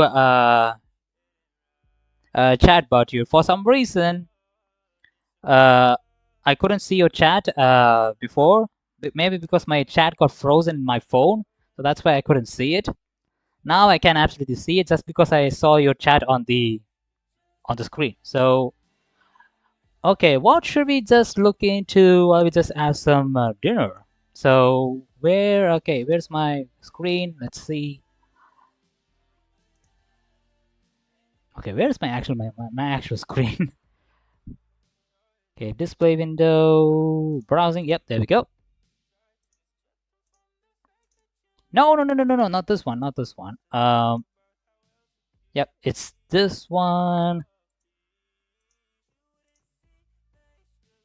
There we go. And I do think I'm just gonna look into what are the videos that we can look into. Let's see what is actually trending in the Pokemon community. Maybe watching some MNJ TV. That would be really good. It's been a long time that I saw an MNJ TV video.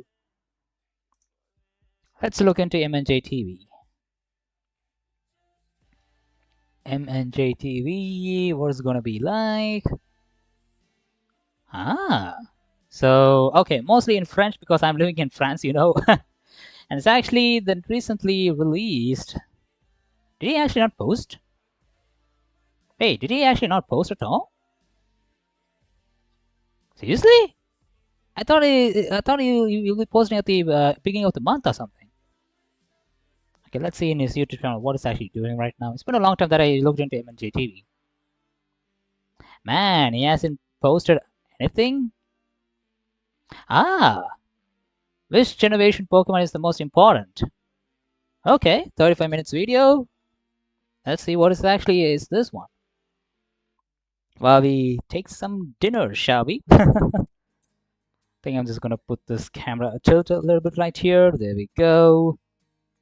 Which Pokemon generation had the biggest impact on the Let me put franchise? this in the full screen as well. It's Gen 1, obviously. Without that, we have no others. But after Gen 1, which mattered most? I ranked them least to most impactful. Alright. The lowest on this list is, maybe unsurprisingly, Gen 9. But I've not placed it here simply because there have yet to be any generations after. It's simply There we because go. the I put the mechanical leftover changes X for the are generally noodles. minor. And now's a good time to mention that for this ranking, I am focusing on those exclusively. Upgrades, new mechanics, battle There we adjustments, go. X with some quality of curd life rice. improvements, Really etc. good. A discussion of which generation has the most iconic or the best roster of Pokemon not only gets far too subjective, but it also has way less to do with impact on the subsequent games. But back to Gen 9's mechanical changes, first is crafting TMs. I'll talk about this more during a discussion of another generation. Next is terrestrialization, but this doesn't count. This is a region/generation specific feature. Like, it's gonna come back to champions at some point, but in the mainline games, it's not a new staple. Every generation has features like this, such as secret bases or super training or SOS battles. Man, do you remember the last time that we had a fucking secret base game? I mean, we had BDSP, but it's very limited, you know. It's actually one of the worst. It's actually one of the games where the secret base was actually useless compared to the original game. But if the feature doesn't survive to most or any generations after, then it has little impact on the generation's impact.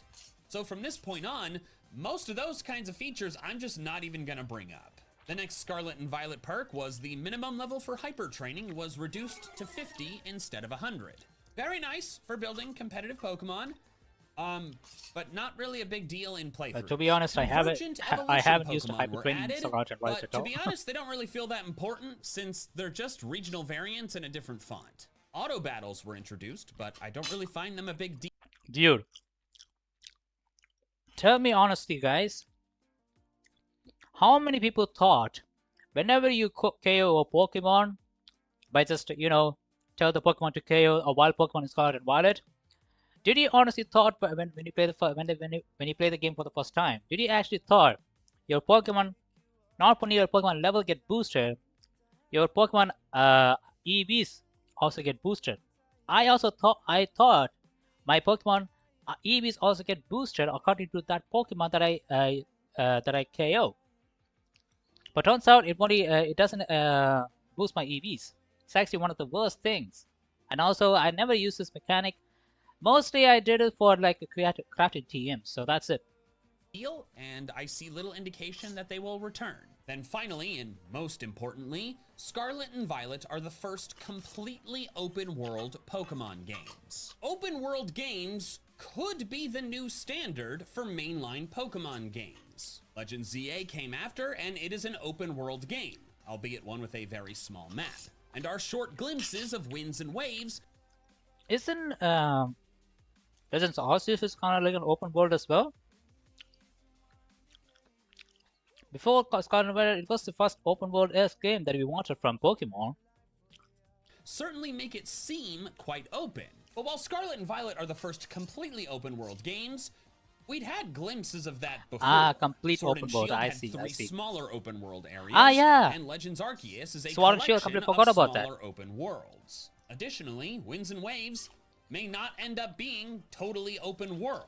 It's clearly a series of islands, but there could be an island-by-island progression system with smaller open worlds, essentially blending the Alola games with Legends Arceus. We don't know. Gen 9's completely open worlds could end up being flashes in the pan. So maybe Gen 9 could move up this list once Gen 10 comes out, but then the new bottom spot would probably be Gen 10. Which It's is simply true. that the Which most is true because it's recent the new one. Yeah. generation is going to struggle to score high on a list, ranking things by their impact on what came later. Unless the Gen 10 actually brings back the Battle Frontier. Battle Frontier, if it comes back, it will become the most important games of this generation. Even satisfying the older generation of Pokemon fans and also introducing Battle Frontier to the new fans. That would increasingly tell that Gen 10 is actually better than Gen 9. And by definition, the most recent thing has nothing that has come after. Next up is Gen 5. I know that many things... What? Gen 5? That's insane! I really love Gen 5. about Gen 5 are, deservedly, quite popular. Yeah. The animated sprites, the story, the sequels. But those are Gen 5 specific things that don't apply elsewhere. other than Legends ZA, which is an XY sequel, so that's worth mentioning, but it's the only sequel outside of Gen 5. The mechanical introductions of Gen 5 are notable, but there's only 2, and one of them has only sort of survived. Okay, I guess I should mention that HMs Everything no is longer done. cared about Look what at that. badge you had. Except Like, for as soon as the you know white a move, cream. you can use it outside of battle. That's it. But like that didn't really have any real impact on progression through the game. Oh, and also Now they for the added noodles, triple and baby. rotation Look at battles, that. but those didn't survive past Gen 6. The first of the 2 that matter is the Shiny Charm. Introduced in Black 2 and Oh. White 2, if you completed the national... I actually thought Shiny Charm was introduced in Gen 4. I thought Diamond and Pearl was the first games who had Shiny Charm. Oh, this is new for me. National Pokedex, which is an insane amount of work, you received the Shiny Charm key item, effectively tripling your chances to find a shiny. This item has been present in every mainline game since, and the requirements to obtain it have been significantly relaxed. It's a great fun item, because who doesn't love more shinies? But it's super late game, and most players super late. are just never gonna put in the effort to obtain it. I don't really know if the audience of this video is an accurate representation of the general Pokemon player base. Definitely not. Definitely not. Probably. Most of my viewers of this my YouTube channel, most of the people who are actually watching my channel is actually between 20 and 24. It's actually my generation, but there are some people who's actually more than 40. I don't know why. Well, what is the content that you guys watching that is more than 40 plus that you actually still enjoy? I don't know. My geographical audience that I'm looking for is actually between 18 to 25. That is the only thing that I'm looking for. If I go below 10, I have to put on more contents. Well, if I get earn money on YouTube, I will think about age demographic below 18. But the thing is, I am not earning money at all starting with the YouTube channel right now. So, right now my age demographic is actually between 18 to 24. On the higher end of fandom, like me, but I assure you, there is a large swath of players who will play every new game that comes out and have never once gotten the Shiny Charm. Most mechanics, additions, and changes that I'll discuss in this video are things that impact every single playthrough right from the start. The other Gen 5 change is more important, but its longevity is up for debate. TMs stopped breaking. That is true. Prior to Gen TM 5, stopping break is technical actually good. machines could be used only once, then broke and disappeared. For some moves, you could buy more than one, such as in the department stores, but for most, you got one single TM for very important moves. I remember using I think in Leaf Green, when I actually wanted to use a Gyarados in my team, I wanted to have a team Waterfall. I think it's actually a Waterfall, I think, but I do think that Waterfall team is actually breakable, and that's why I had to use a Gyarados, want to use Surf. Don't get me wrong, Surf is actually still good in Gen 3 because at that time Gen 3 is still a game where both special attack and attack considered as the one thing, but the lowest point of Gyarados having Surf is actually because of its low special attack. So yeah. This was incredibly stupid. Some Pokemon needed a TM to have a good stab move. Some wanted the coverage, but you needed the TM for something else that needed a good stab move. And sure, some good TMs were easily and infinitely purchasable in the department stores, but others could only be bought from the game corners. You had to spend countless hours gambling just for Ice Beam.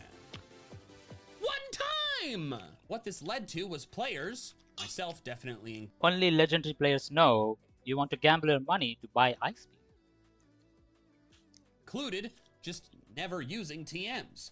What if something better and more perfect comes along later, but you've already broken your one CD? Gen 5 finally fixed this, allowing you to teach your Pokemon the best moves without worry. But not just that, it's really nice to be able to teach your Pokemon middle of the pack moves in the middle of a playthrough. with no worries about just deleting them later. I absolutely love this change, but it didn't end up being permanent. Exactly. Its spirit remains, but its body has been mostly killed off. Gens 6 and 7 had unbreaking TMs, but then things changed in most every game after.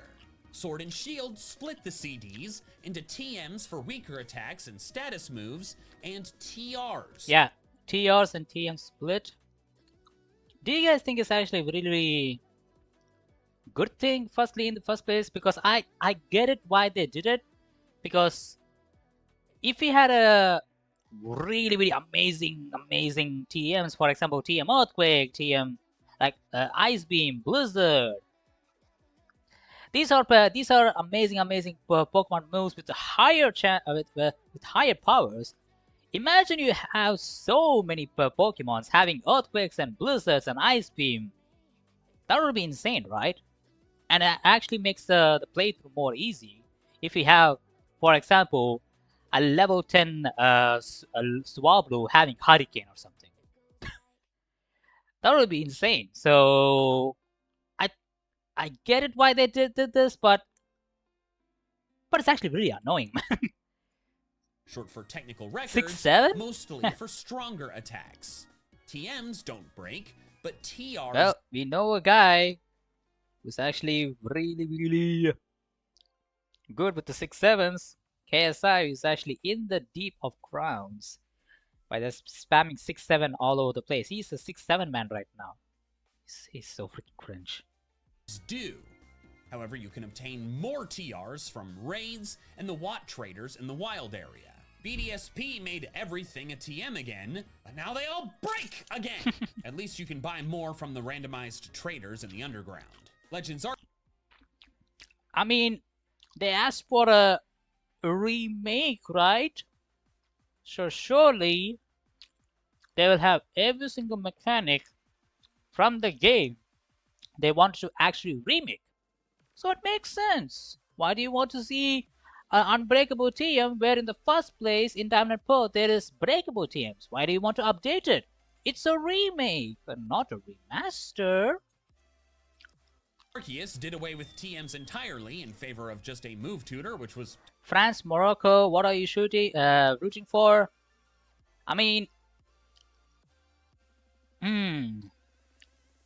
That's pretty difficult because Morocco is kind of like playing in the game tournament, and they are just kind of there, and they're kind of giving the underdog vibes.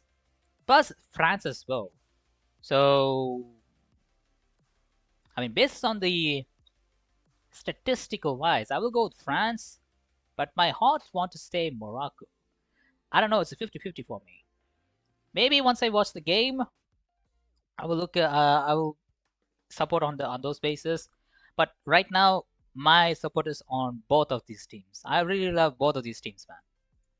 Totally fine, but then Scarlet and Violet brought back breaking TMs. However, they allowed you to craft more at any Pokemon Center using parts obtained from wild Pokemon, such as Volbeat Fluid. Yuck. Also, funnily enough, I don't actually think that's used in any TM recipe. You just get Volbeat Fluid. Oh. To do with as you choose. And then in Legend ZA, TMs went back maybe to it's a being lubricant unbreakable. To or summarize, something. in many games, the Gen 5 change was reverted to give the player a reason to seek out the special currency or materials that those games featured. Now it's up to you whether you consider that to be annoying or a way to deepen the gameplay experience. But regardless of your feelings toward it, it means that the Gen 5 change didn't last in the way that many others do. The spirit of it, making TM moves repeatable, survives. But the simple mechanic of TMs don't break did not turn out to be as ironclad as we originally thought. Haha! It is I, Grunty Boy, and you like dragon? Galarian Gold, welcome to the stream, and it's Grunty Boy. Get the fuck out of my face. I rather you, Grunty Boy, but so far right now you are being so cringe. Get the hell out of here. There we go. Ta-ta! Next, Welcome to the stream, Galarian Gold. Right now I am having my dinner right now. It's an tomato puree spaghetti with some eggs as a topping. Is Gen Yummy. 8. It's not had much time to leave What was the generation? Next is Gen 8. I get it why. Because why Gen 5 is above at Gen 8?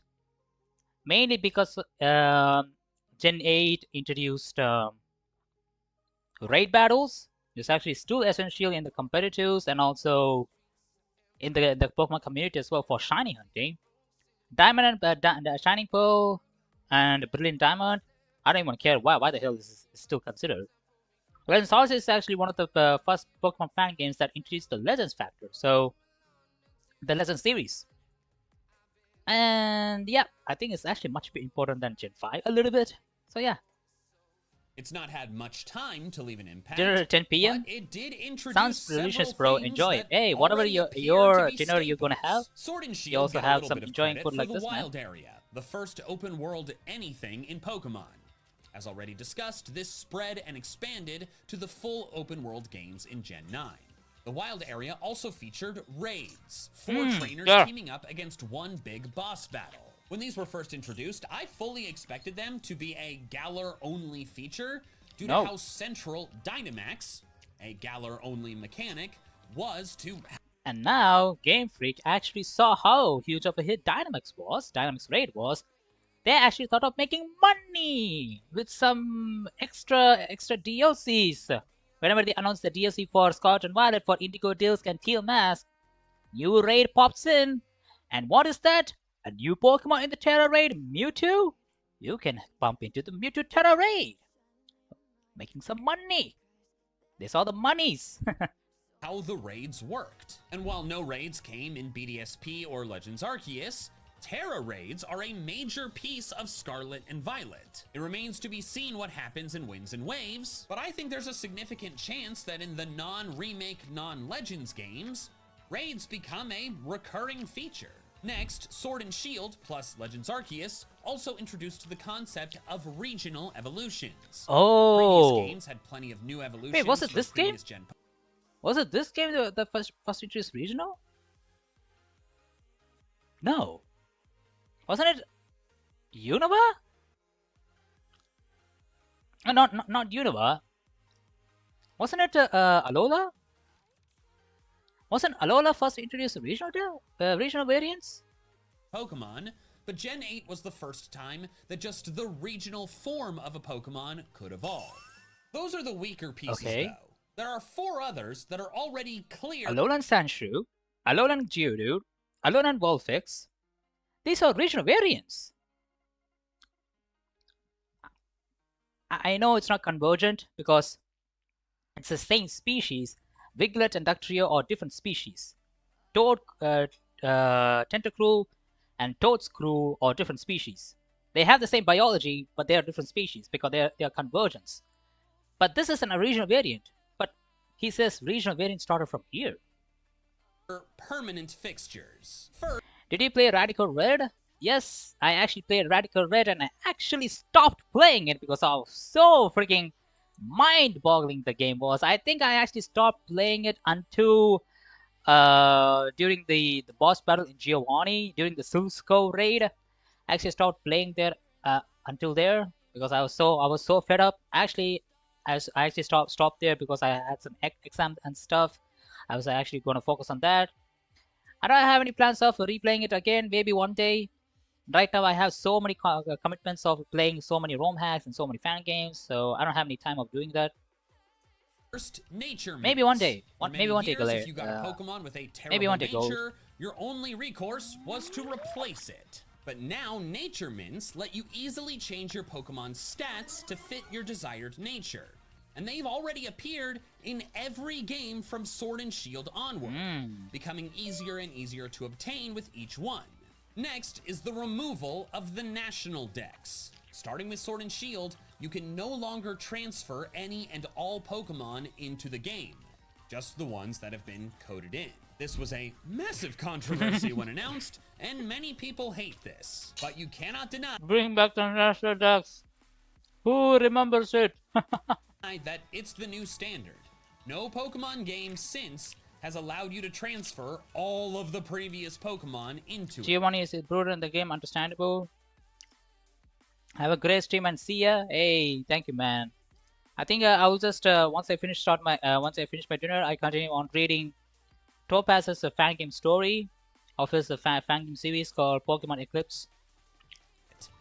I mean, how could they? There's 1,028 now, with many more on the way.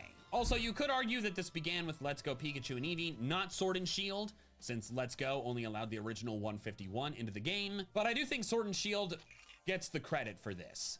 Let's Go was kind of presented as a one-off, this is a special type thing, just like faithful to the original games, blah, blah, blah. Whereas they announced this change as part of Sword and Shield's promo, and thus spawned the Dexit controversy. So this adjustment is This just was so fully funny. intertwined. Back in the day, it with was Gen so 8. freaking Sword and controversial. Shield also Many people killed talk about it. enhanced versions. Pokemon Prior to Gun. Gen 8, an in-generation update to a region was accomplished by totally new games, with nearly identical story and game progression. Yellow, Crystal, Emerald, Platinum, kinda Black 2, White 2, but they're sequels with a different story, Ultra Sun, and Ultra Moon.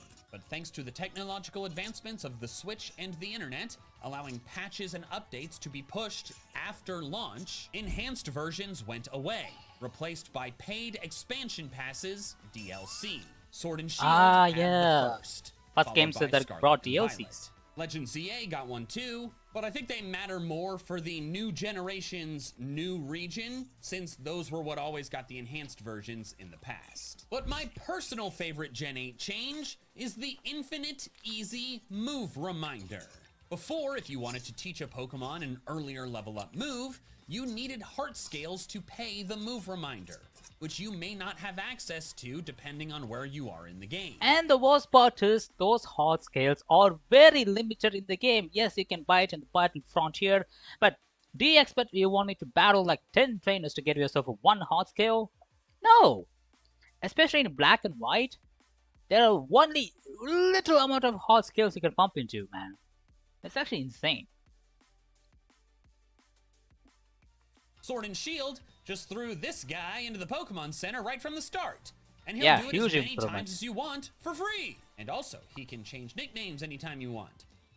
Before, that was just one guy in a house somewhere. BDSP backstepped this a bit, keeping the move reminder in Pastoria and still charging heart scales, but he does at least become free after you spend 10. Then from Legends Arceus onward, you don't even need the move reminder. You can just do it yourself in your Pokemon's summary. But Legends Arceus is still Gen 8, the generation that made it so you could easily edit your Pokemon's movesets anytime, which is fantastic and frankly, how it always should have been. Next is Gen 6, which changed up a lot. Yeah. The fact that it's still in the bottom half of this list should indicate to you how much the other ones really shook up. This is actually the first generation where the Pokemon game started to become 3D. Before that, it was like a 2D, and it was the first revolutionizing gameplay feature they introduced for the Pokemon, which is actually the 3D representation of the Pokemon games. The most visibly obvious change is that X and Y were the first 3D Pokemon games. Yep. Each subsequent game has looked different, but they're all 3D. Some of you may crave a modernized 3D pixel art hybrid aesthetic like Octopath Traveler, but I'll tell you right now, that's never happening in an I don't know. official Pokemon game. I don't know what They gotta games keep the he's talking kids about. I don't know. interested. You know, the people who have never played a 2D Pokemon game. I was talking to a college student who started with X and Y.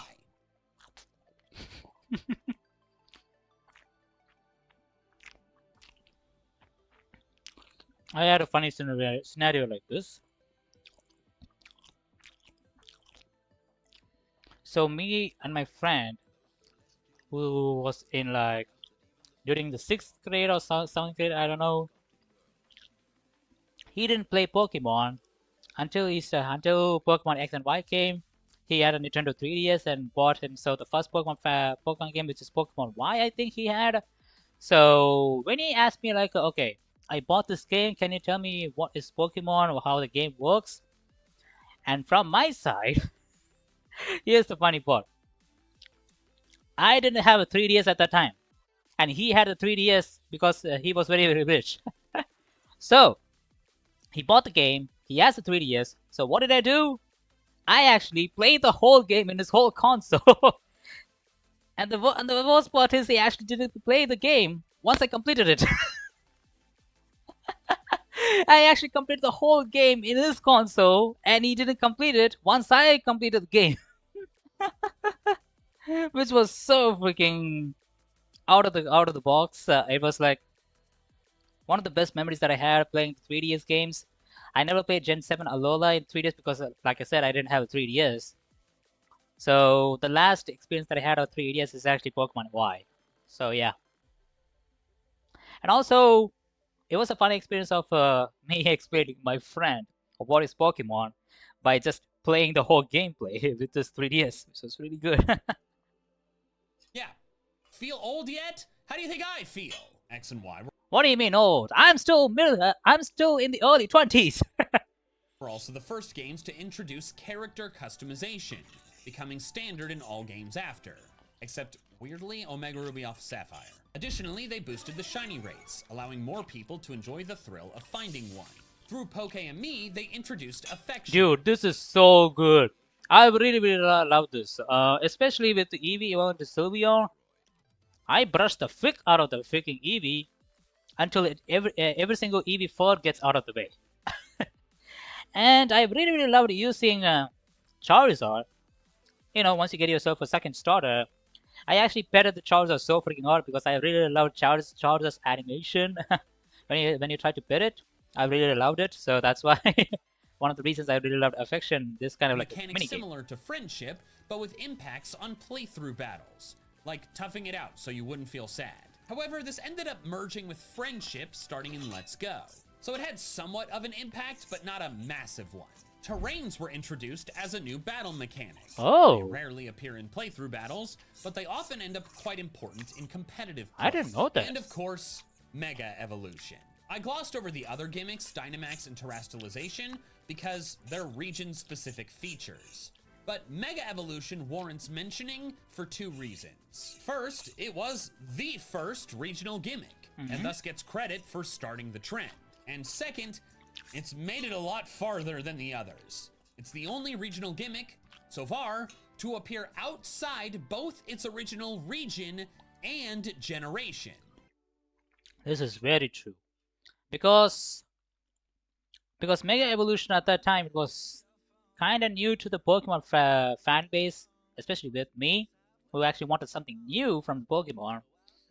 I was really amazed with the Mega Evolutions, especially Mega Charizard, Mega Gyarados, every single guys. I was really amazed with those. But once I saw the trending of a Mega Evolution continuing on Gen 7, when in Gen 7 post game, when you meet Red and Blue, and they gave you the Mega Stones, I actually talked about this in the video. I think of me talking about a video of why Mega Float exists in Pokemon Legends CA. I think it's a video that I talked about on.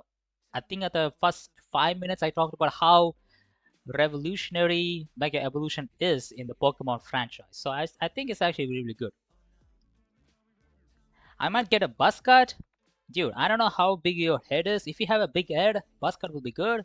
If you have a small, narrow head, like a freaking triangle head or something, maybe try to go for a freaking low fade.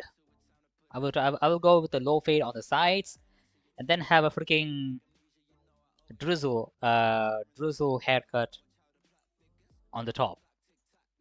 Hoenn in Gen 6, Alola in Gen 7, Kanto in Gen 7, and Kalos in Gen 9. That's 4 of the 8 possible regions, or 4 of the 7 if you count Sinnoh and Hisui as one, and 3 of the possible 4 generations. Meanwhile, Z-moves, Dynamax, and Terastallization have 1 region and 1 gen each. No. I think the Pokemon Champions is actually taking place in another region. I don't know which region is it. They have every single gimmick. They have Z, they have Mega, they have Terastallize, they have Dynamax. Maybe in the future updates, yeah. In the future updates, they have everything because they have the Omni Ring, you know. It's clearly not a staple. it'd have to appear in basically every subsequent game. What is bro is talking about big and small triangle head, LMAO? Well, it depends on the head you have, man. If you don't have a perfect head shape and you want to go for a haircut that doesn't match your head at all, you don't want to go with that. I had the same experience like that. I wanted to go for like a huge spike-headed hairstyle because I had a huge hair at that time. I mean, still I have, and it didn't fit my face because I had a freaking jawline that is coming like out, like I had a jawline. It's actually so thin. It didn't look pretty well with the hairstyle that I got. And my mom was so freaking pissed. She didn't even love that. Game to count as that, but it absolutely warrants. Well, Champions isn't a gen game. Well, you could say that, but there are some moments in Pokemon games where some games the characters will appear in the anime. So maybe the character that we see in the Pokemon Champions were the champion and also the champion's trainer. Maybe they appeared in the newest anime, Pokemon Horizons. If they come in the anime, we might get ourselves the first introduction to the Omni Ring, which will be really, really nice. If it is, if it's canon. If it's not canon, then your statement is actually okay to take into. Of a larger list, and it's definitely the most impactful regional gimmick. However, it's not the most impactful piece of Gen 6. That crown goes to the Fairy type. Alongside some other changes to the type chart, Fairy was added as a way to nerf Dragon types. It was given to many older Pokemon, and many new Fairy moves. Especially most of the Dragon types evolve very, very slowly because most of the Dragon types are very, very slow egg groups. And most of the Dragon types are mostly you can find it and the later stage of the story. For example, Bagon in Pokemon Emerald, you can only get Bagon once you defeat the final gym leader. Which is why? Because Bagon at that level, it will be like level 18 or 20 or something. You need to grind it up again to evolve the freaking Salamence for the Elite Four. It's actually very, very insane. And also freaking Gible and... I mean, you can find Gible very, very early in Diamond and Pearl, but I think that's the one exception. And for Unova, you don't even get Axew that early. And also, you don't even want me to talk about Dino. Dino's level chart of when it evolves. Oh boy, this is insane. The only exception that I can think about is actually Metagross. Not in Gen 3. It's actually from in Gen 5. Gen 5 is actually the only place where you can pump into Metang, that you can evolve into Metagross very, very easily. And it's actually one of the best Pokemon you can use for the later game of the playthrough. Were created. It shook up the type chart in a major way, reshaping Pokemon battles throughout all of the games. This cute little dragon killer type is absolutely Gen 6's largest impact. Next is Gen 4. Gen 4 introduced some absolutely massive changes. There just weren't that many. The physical But defense first, split. I want to start with two The smaller physical special ones. split. First, I think that's the one. The bag no longer gets full. That change is often overlooked and very nice. Oh. Every time my bag fills up in Gen 3. Wait. Don't tell me Gen 3 had a limited back storage? Is Gen 3 had a limited back storage? And this was the first generation to introduce unlimited one?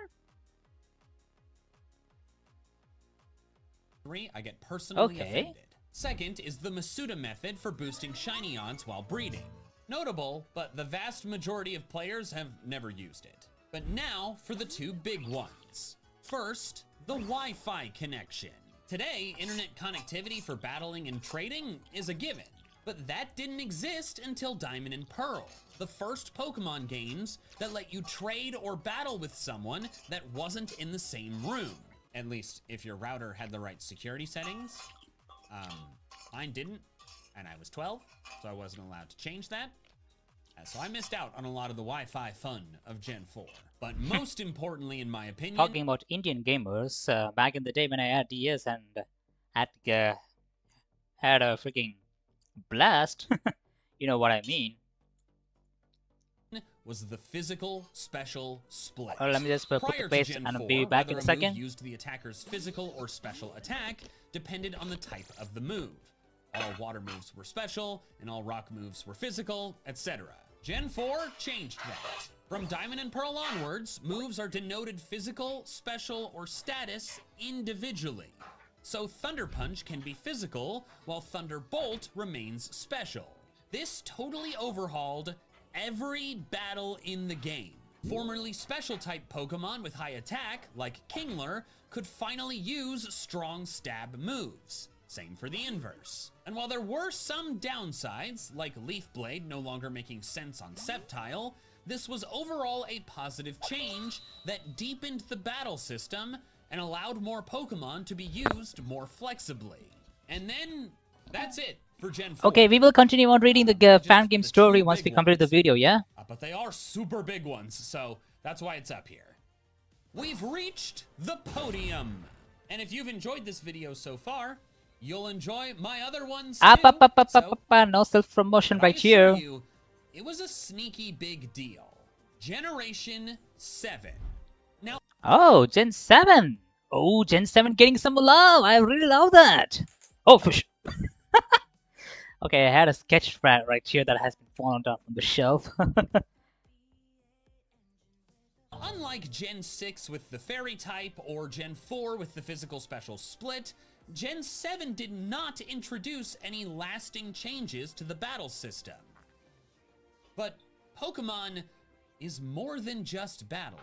Sun and Moon introduced the first regional variants. So now is he talking about the fact that these are the first games that introduced regional variants. Nice. Nice comeback. Forms of older Pokemon that adapted to different regions with different environments. Initially, to me, I thought these were going to be a low-loss version of Mega Evolution. But while Mega Evolution has come and go, regional variants have proven to be a staple. Every new region since Alola, Hisui is technically Sinnoh, but it's got a different name, so I'm counting it, has added new regional variants. While they're less likely to appear in the Faithful remake... Who do you think is the best regional variant, guys? Who do you think is the best regional variant? Okay, so far, I think the best regional variant, goddamn, there are so many. I think I will go with the Decidueye because it's completely different compared to the original one because of this colors, and it looks pretty cool. Looks like a freaking samurai, if you ask me, with the whole freaking hat. Kind of looks like a freaking samurai who has gone rogue or something.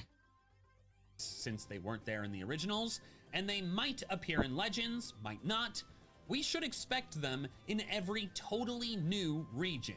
If we don't get regional variants in Winds and Waves, I will genuinely... Hisui overall? Well, I don't really love Overqwil. I don't hate it. I just don't... who the hell cares? It's a regional variant of Quillfish that evolves into another Pokemon. Good. But it's okay. I completely forgot Overqwil exists at one point, you know? Gen 7 upheaved a precedent that I think we take for granted now. It was the first generation to add new species of Pokemon after the generation's initial gains. Previous generations had introduced new forms mid-generation, like Deoxys or Giratina or Kyurem, but just forms. Even the initially unobtainable species, mythicals mainly, could be found in the code of the games. In other words, every new species was set. Which is how you can bump into many hacked files of GBAs where they have a hacked Mew, which you don't know is actually a very, very popular thing happened back in the day, where you can actually have a Mew starting in your PC, which is actually a hacked Mew because many people actually used so many hacked versions of the save files of Fire and Leaf Green and transferred it to so many players by just selling it through many selling it through cartridges, and the people who bought it actually had a Mewtwo into the box, which many people don't know how they got it. And yep, I think it's actually a popular thing. Actually, MNJ TV actually I also talked about it. I think the thing I know it is because I actually read through an article of a Serbi through a Serbi article, and also 4chan. But I actually read through about this back in like 2010s or something. Moment of the generation's launch. But then, Ultra Sun and Ultra Moon added 5 completely new species in the middle of a generation. And then Go/Let's Go tacked on 2 more. It had never been done before, and now it happens all the time. Sword and Shield's DLC, Legends Arceus, and Scarlet and Violet's DLC all added brand new species of Pokemon after the initial launch of the generation's initial game. It certainly helps keep things interesting as a generation goes on. Okay, looking into this theory, we will have more DLCs, which is expected from Pokemon in Gen 10. But how many DLCs though? We have seen 2 DLCs. Can we see 3? Can we see 3 DLCs? Because it's a huge number, by the way. Gen 10, a double-digit number. So we might get a 3-part DLC. Who knows, man? Especially the fact that the leak also the Terra leak, not the Terra leak, the Gen 10 leak is actually talking about the fact like you will have not only 2 legendaries, you will have 3 legendaries like the XYZ and the Diamond and Pearl trios. Maybe it might be like that. Maybe trio legendaries are coming back, and for each legendaries there will be 3 DLCs. Maybe. Sun and Moon also made it so that during the battle, you could see the stat changes and other battle effects. I remember this. Very nice quality of life improvement. Before, it was just so easy to forget those things because there was no visible indication that your attack had gone down or your defense had gone up. We can't forget Let's Go Pikachu and Eevee though, which are also 3 DLCs, and they're gonna price at $2 million. Well, looking at the trending of raising the price tags, it might be. Gen 7 games. Also, GTA 5 is actually really cheap in India. I'm really surprised. In India, it's actually the standard edition for GTA 5 is actually 6,000 rupees. It's actually really cheap. I thought the basic one will be around like 8,000, and the ultimate edition will be like 10,000, which will be $100. So similar to that. And in India, it's actually pretty cheap. I'm really surprised. Different console, but consoles don't decide generations. You gotta have new starters, a new region, and a big new batch of Pokemon. These Kanto remakes also brought about some major changes. Oh, sorry, GTA 6. GTA 6. They were the first games with overworld wild encounters. I suppose we needed the power of the Switch to make it happen, but now that we're only on the Switch, it's the standard. Correction. Switch 2, which uses AI a lot, by the way. Uses AI, the graphics card a lot. I see you there, Nintendo. You're using AI-generated clips to enhance the gameplay. And I do think it will be heavily influenced in Pokemon Winds and Waves.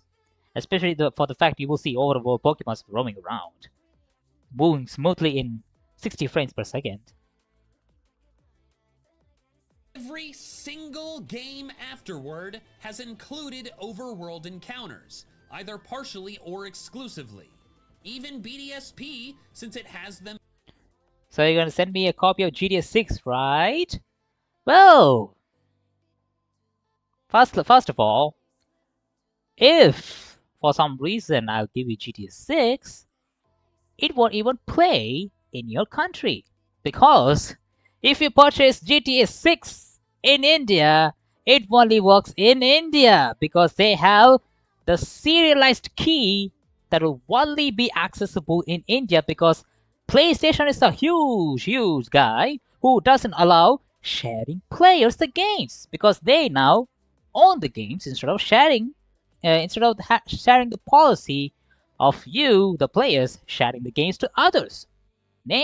So basically, you can share the games all over the world. So imagine I purchased a GTA 6 game in India, and I wanted to play it, for example, in right here, France. The game does not play. Yes, the game does not play. I'll just go to India. Where? Where are you gonna go? In the Also, majority of the PS5 stores right here is actually pretty not that foundable. They are mostly available in the major cities, and most of them are selling like more than like, I don't know, more than $10,000 right here in India. It's actually pretty huge. And second of all, PS5 is actually really stagnant. It's actually getting sold out left, right, and center because of GTA 6. Can't find anything. This is huge. Pokemon games look and play very different now, and that's thanks to what Let's Go started. Additionally, they were the first games to let you swap out your party at any time. No more trips back to the PC, just open your menu and swap your Pokemon out there. It's super convenient, but only possible thanks to my favorite, and in my opinion the most important, change from Gen 7. The removal of HM. Until Sun and Moon, progression through the region was limited by whether you could use moves outside. Remember in Pokemon Ruby, Sapphire, or Emerald, you had a freaking Sceptile that knows Leaf Blade, Leaf Storm, Strength, and Cut. You would have had at least Cut or Strength on your Sceptile. At least. I think majority of people used Cut, or used to have Cut on Sceptile, and majority would be like Leaf Storm, not Leaf Storm, Leaf Blade, Solar Beam, and Synthesis, I think. I'll just go to Nagpur. Okay, why specifically Nagpur? To smash rocks, cut trees, or surf over water. There were even some HMs that were not explicitly required for progression, but were major quality of life improvements, namely Flash and Fly. But to use these moves, you had to actually teach them to your Pokemon. Yeah. And while some, like Surf and Fly, are solid moves, most are garbage. Rock Smash was 20 power in Gens 2 and 3. And even the good moves could be frustrating. In Gen 4, Gyarados is a strong physical attacker. He's talking about that. Aqua Tail or Waterfall are its best water moves. You see, Waterfall is actually really good compared to the Aqua Tail because of his, 90% accuracy. Not bad, but still miss. But Waterfall is actually really good because it actually gives you additional effect of flinching the opponent. How good is it for a freaking Gyarados with his amazing attack? And he can't. Without the special move Surf, it can't help you cross the ocean. And a Salt in the Wound, you can't delete them. No idea. Until you reach Maybe it just move. searched a city in India in Google and just found Nagpur. Deleter, which is typically not in the first half of the game. Therefore, you were forced to either damage your team's movesets or deal with swapping in dedicated HM users, cutting you down to only 5 useful party members. I actually never used to be Battle Hotel, man. Oh, and God forbid you wanted to use a flying type Pokemon on your team that could not. Gyarados, when Pichu level 0 used Nuzzle. Level 0?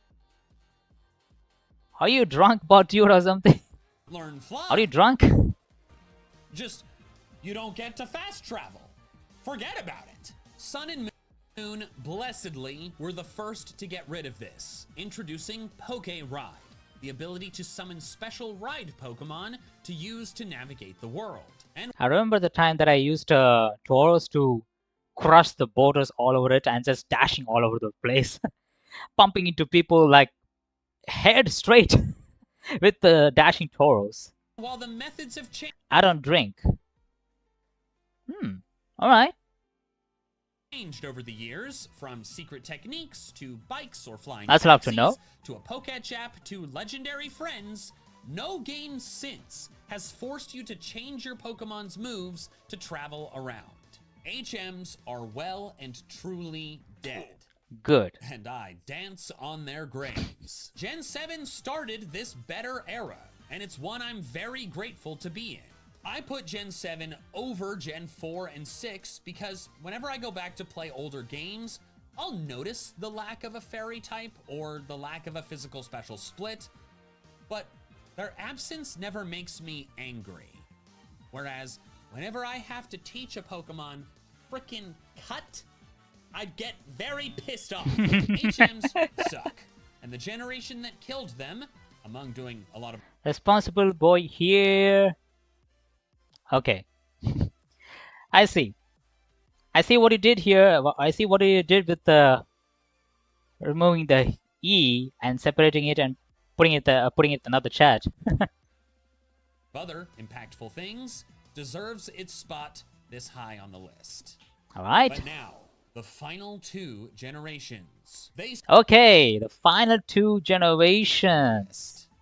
But now, the final two Okay. So between Gen 2 and Gen 3,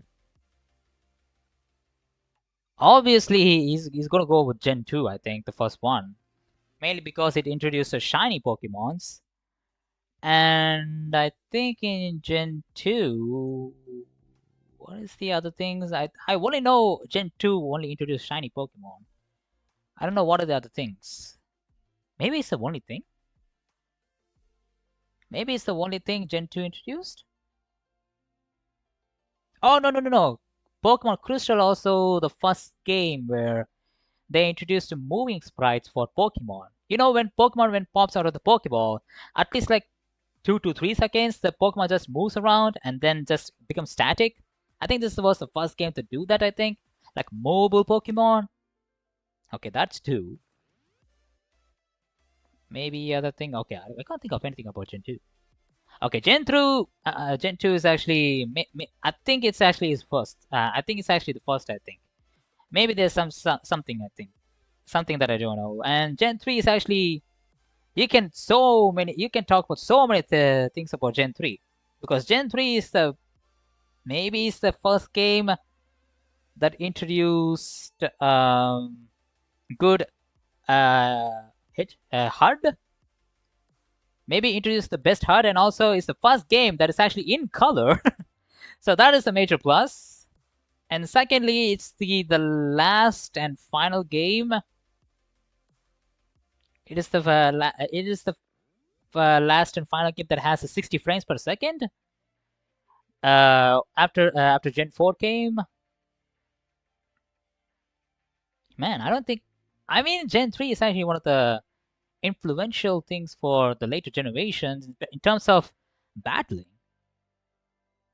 Okay, for me, I will put Gen 3 at first because it's more influential compared to the Gen 2. Because Gen 2 is actually a little bit improvised version of Gen 1. So it's not that different. You could see so many similarities compared to Gen 1 games and Gen 2 games. But Gen 3 is a whole different level. And from Gen 4 it's a different game. So Gen 3 is the most influential for me. Generations. They sit at the top of this list for introducing a massive amount of changes. Okay.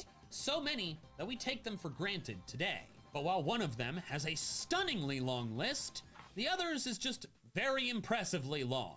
Second place is Gen 3. Ruby and Sapphire added 3 major things that still impact battles to this day, especially competitively. First, abilities. Pokemon just didn't have them before. Wait, I didn't know this. Pokemon did not have abilities before Gen 3? Wow. Or Hoenn.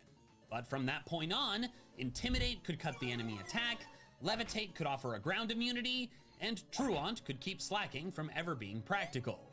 And while many of the best abilities came later, they couldn't exist without Gen 3 introducing them. And yes, there have been some games without abilities, but just these few. And they're not going anywhere. Next is Natures. These can dramatically alter a Pokemon's stats which I do get it. I mean, Gen 2 is actually the game I do remember right now. That game doesn't have any natures for the Pokemon. I do now get it. And their introduction gave players a way to customize their Pokemon builds, to a degree. Remember that mints took a while to show up. And third was the introduction of double battles. While Gen 5's triple and rotation battles got just 2 generations to exist, double battles have stuck I completely around. forgot about double Generally, battles. few are done in a playthrough, but they've been the official course, way the to gym do battle. competitive battles for over 15 years. But it's not just battle mechanics. Gen 3 introduced Mystery Gift, used throughout the Pokémon series to distribute event Pokémon or items. Another thing it added was running. Yeah, running. Before Gen 3, you walked everywhere. But in Ruby and Sapphire, you can speed, for which I have a need. But the most important Gen 3 change, and one that I believe is widely overlooked and taken for granted, is that the Pokemon storage system became actually usable. In Gens 1 and 2, the PC was just a list of names to scroll through, difficult and confusing to navigate. There was also only the option to deposit and withdraw, no move. Wait. What did you just say? Of names to scroll through. Oh. Okay, first of all, I never played Gen 1 and Gen 2 games. But this is insane. You can't see the Pokemon sprite? I mean, we're seeing this gameplay where we actually be drawing a Pokemon, but you can actually see the Pokemon sprite. Difficult and this is where you can look into the box of those Pokemons that we have. So do you think it's actually depositing the Pokemon? Confusing to navigate. There was also only the option to deposit and withdraw. Withdrawing the Pokemon, depositing the Pokemon, release the Pokemon. They have a release Pokemon as an option in the PC? Okay, if you know, withdraw, move, deposit, and cancel. These are the only 4 options you could see in the PC. Right, still now. And they had a separate option for releasing? Draw, no move, making the whole process. And also, move Pokemon, without moving Pokemon, it will be insanely time-taking situation. Much longer, especially because every time you wanted to change boxes, you had to save the game. Boxes were also smaller, only holding 20 Pokemon each in US versions, and this mattered a lot. Whenever you catch a Pokemon and your party is full, that Pokemon just gets tossed into the last box you had open. This is still true today. But in Gens 1 and 2, if the box you were set on was full, you just... Okay, let me get this straight. So you have a limited storage that is still applies to this day. And this was a generation that started it? I don't know what is he talking about. Cannot catch the Pokemon. It does not let you throw a ball. What? Pokemon. If the box you were set on was full, you just cannot catch the Pokemon. It does not let you throw a ball. All but one of your boxes could be totally empty, but if you had 20 in this one, and you see a cool Pokemon you want to catch, too bad! You cannot catch anything until you go back to the PC and swap the box. Of course, being forced to save the game when you do. Imagine battling a legendary. Okay, this is insane. So you can't catch a Pokemon. And like he was going to say, if you want to catch a legendary Pokemon that you do want to catch,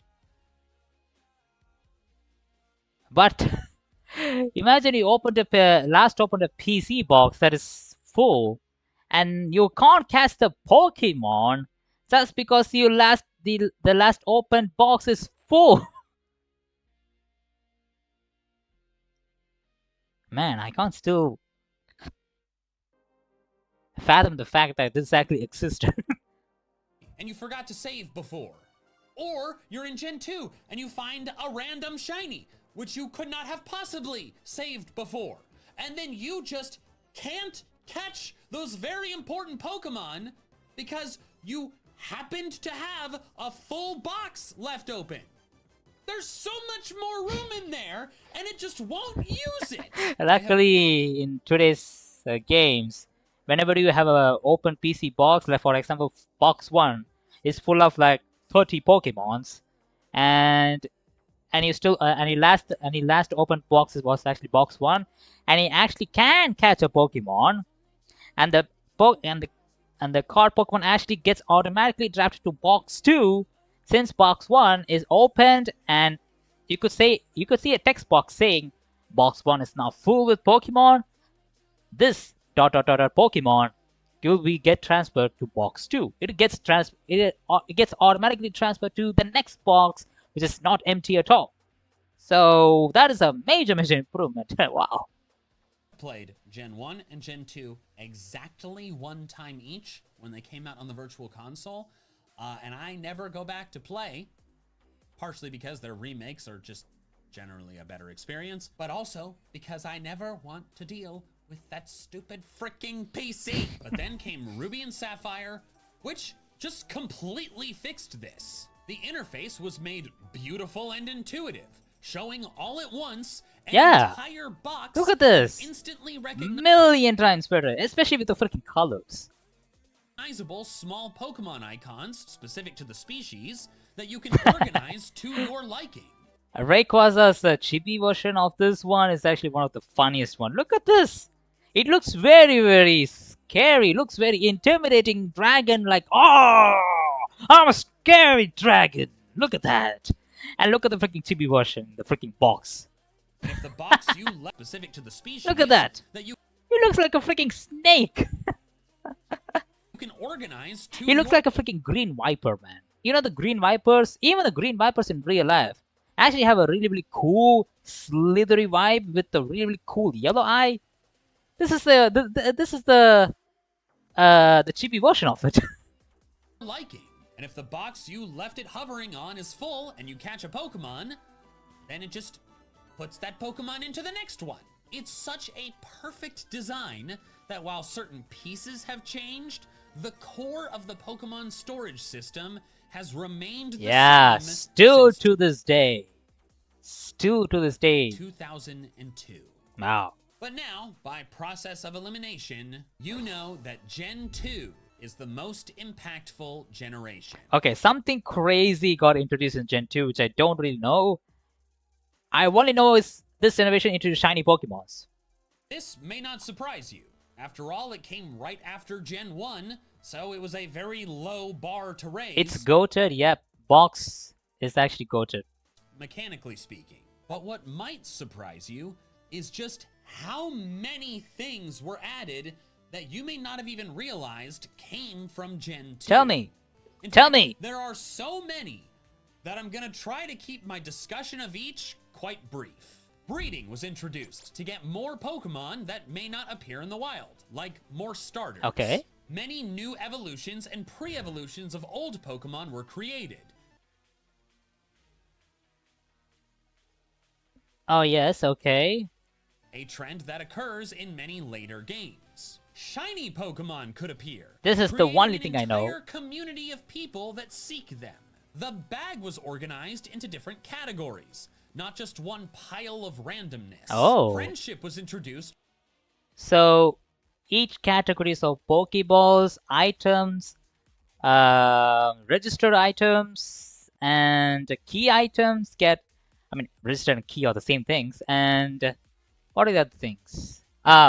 Berries all got sorted out. Oh, see, I see. Different categories, not just one pile. Can we just talk the fact like this guy? Okay, this gameplay MLG TV is showing.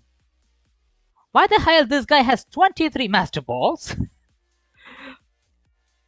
First of all, how? Second of all, huh? Why do you need 23?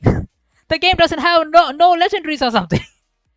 I mean, you have like the three dogs, Ho-Ho, Lugia, I don't know if the Gen 1 legendaries Pokemon are coming in this game.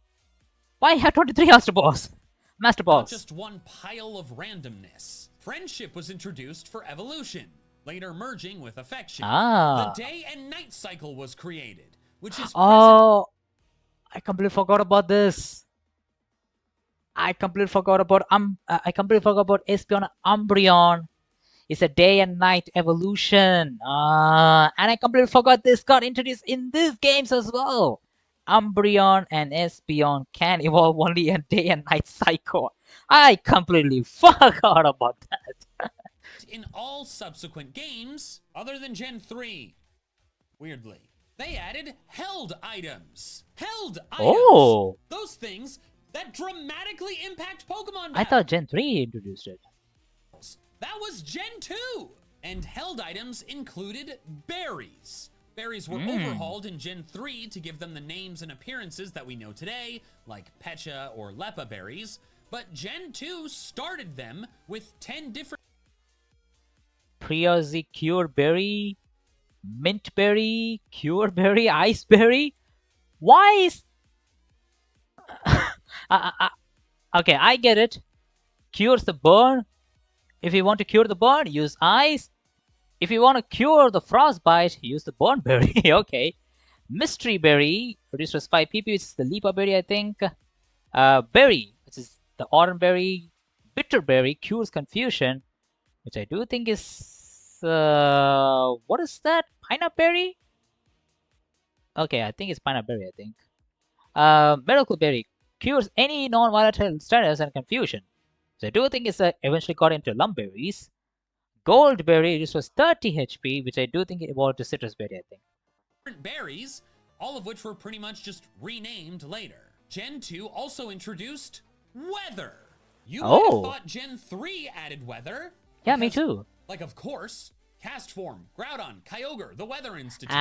No. I actually know that because I saw many people using Arcanine with Sunny Day in Gen 3 gameplay. So yeah, I knew that, but I didn't know Gen 2 introduced it. But no, that's not the case. Gen 3 added Hail, Overworld Weather, and of course the weather-related abilities, but Rain Dance, Sunny Day, and Sandstorm, and of course the weathers that those moves summon, were all introduced in Gen 2. Oh, Next, okay. Crystal version was the first game that let you play as a girl. Good! Feminism! And then, of course, Gen 2 introduced massive battle system overhauls. There were so many things that were broken with Gen 1 battles that Gen 2 fixed. Yeah. I think that's part of the reason why many people prefer Gen 1 fast run compared to Gen 2. Because Gen 1 had so many glitches that you can absolutely complete the game within like an hour or something. Especially with the Nidoking cheat. That I could not possibly list them all. But I can talk about 3 major ones. There were the most amount of type chart changes of any generation. Psychic is now weak to Ghost instead of being immune. Whoa, what?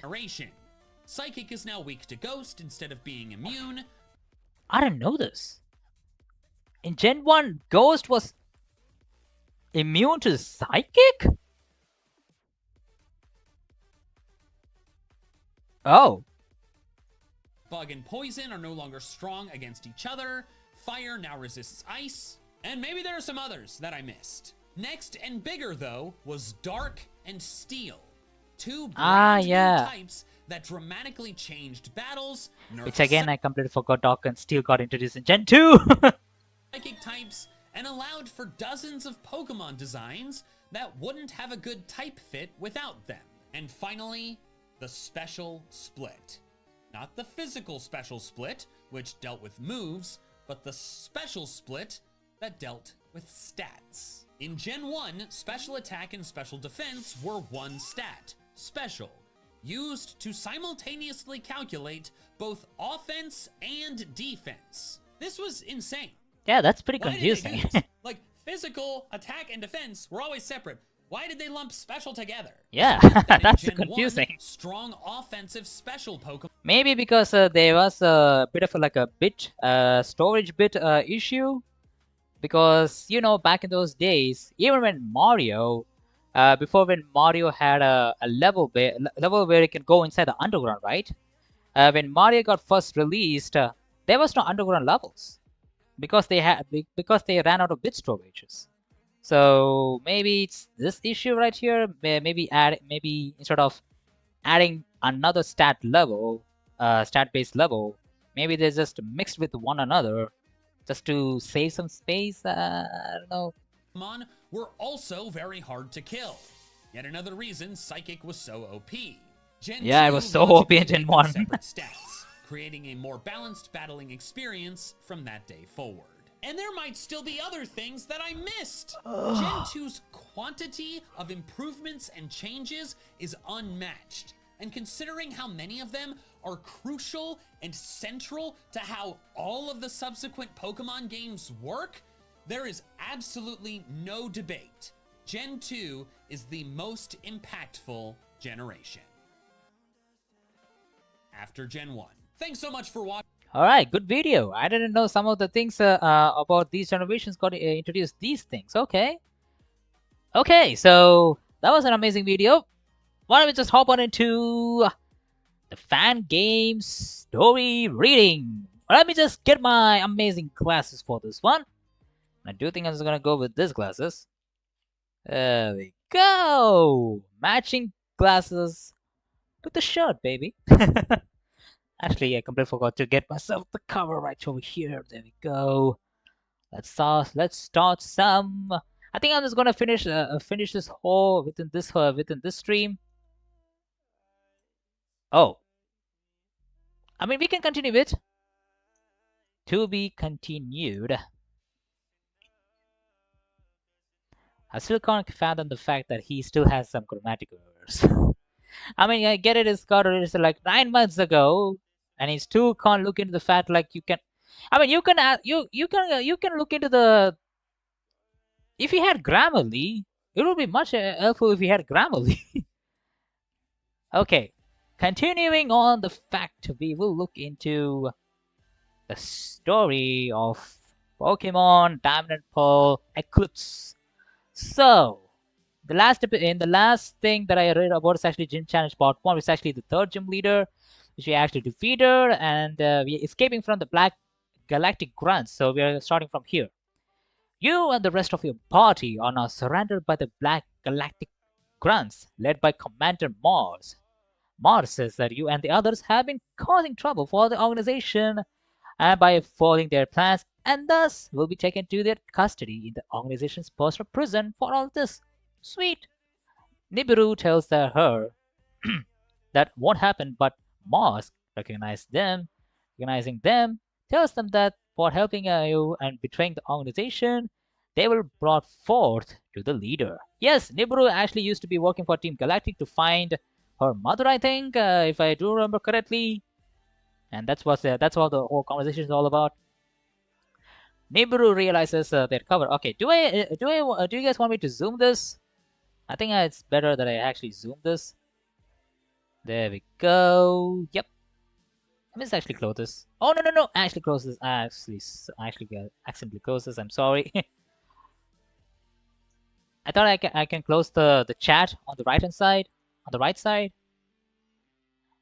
Maybe I don't. Maybe I can't minimize this. So yeah. Okay. Nibiru realizes their cover was blown up and tells her that they will soon pay off for what they did to get themselves in power over Wildstone and other parts of the region. I'm sorry.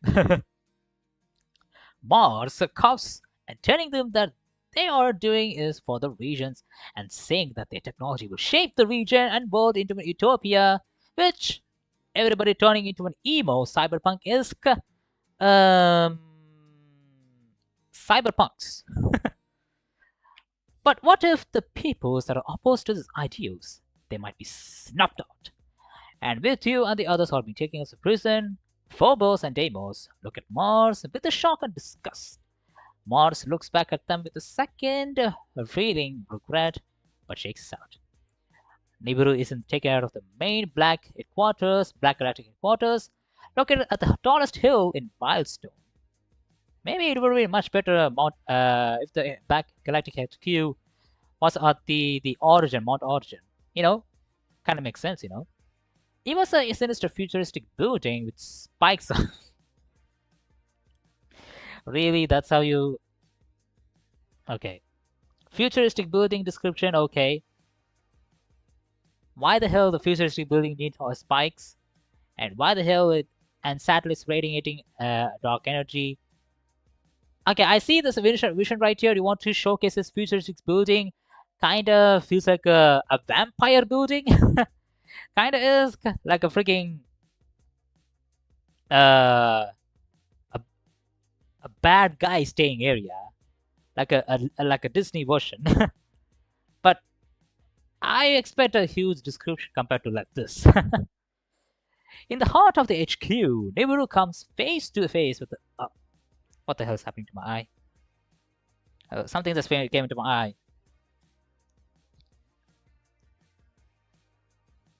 I think something's good. Okay, I think it's my hair, I think. Alright, continue back again. Nibiru being the board trainer, there shows no fear towards the cold commander. In fact, telling him that to their face that the mess they made must end here and now. Damn, Nibiru being the alpha. The leader looks at Nibiru with a cold malice. Oh, a nice word using malice. Telling them that their insolence will not be tolerated and that what they're doing is go for the good. In that Sinnoh and the world needs them to progress to an ideal utopia. Alright. Nibiru claps.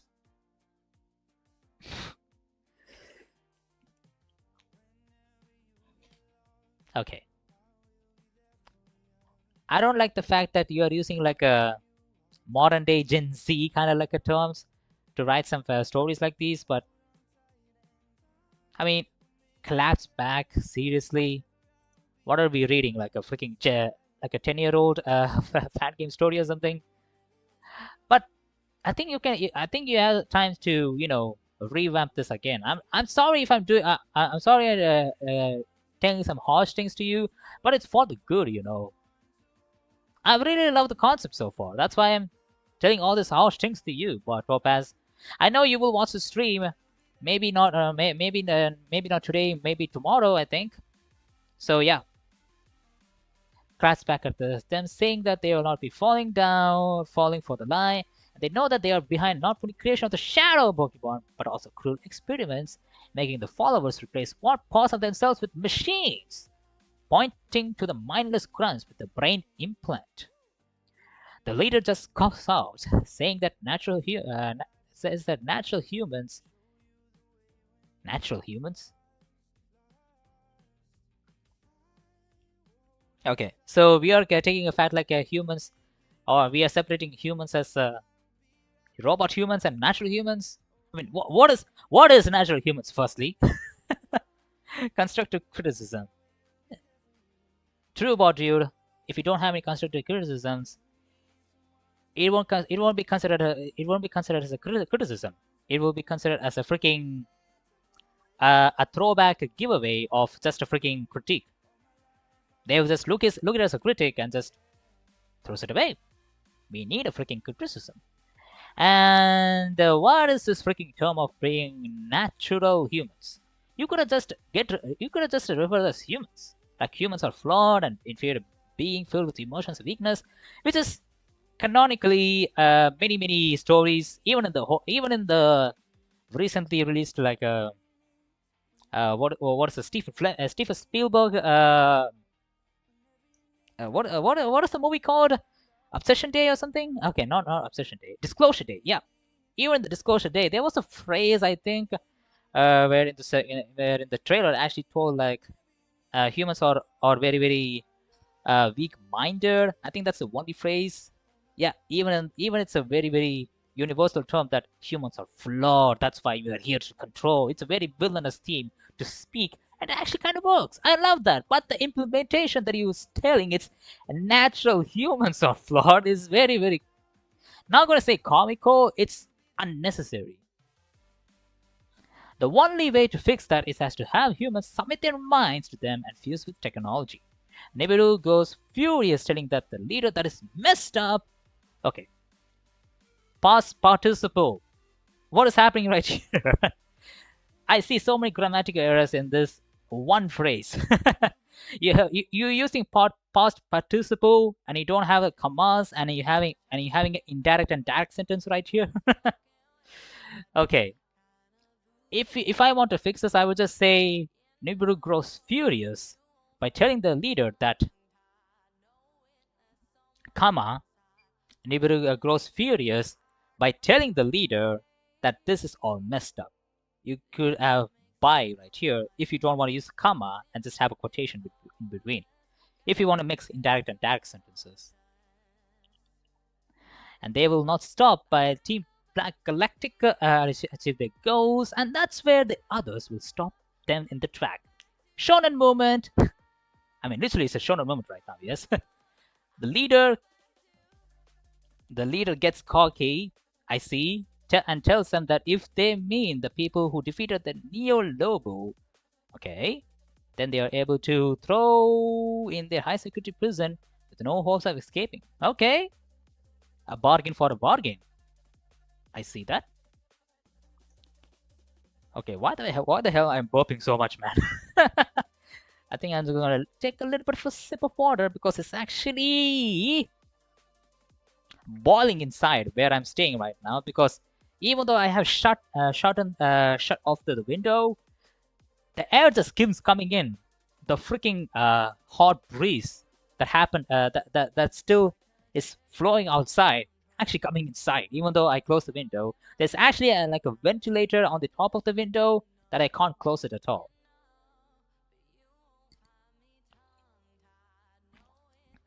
Okay. Back at the BG prison, Black Galactic prison, you and the others are escorted to your holding cell with electrical bars closing you in. Mars comes up to the bars telling you that you shouldn't get in their way if they are locked up in the maximum security prison.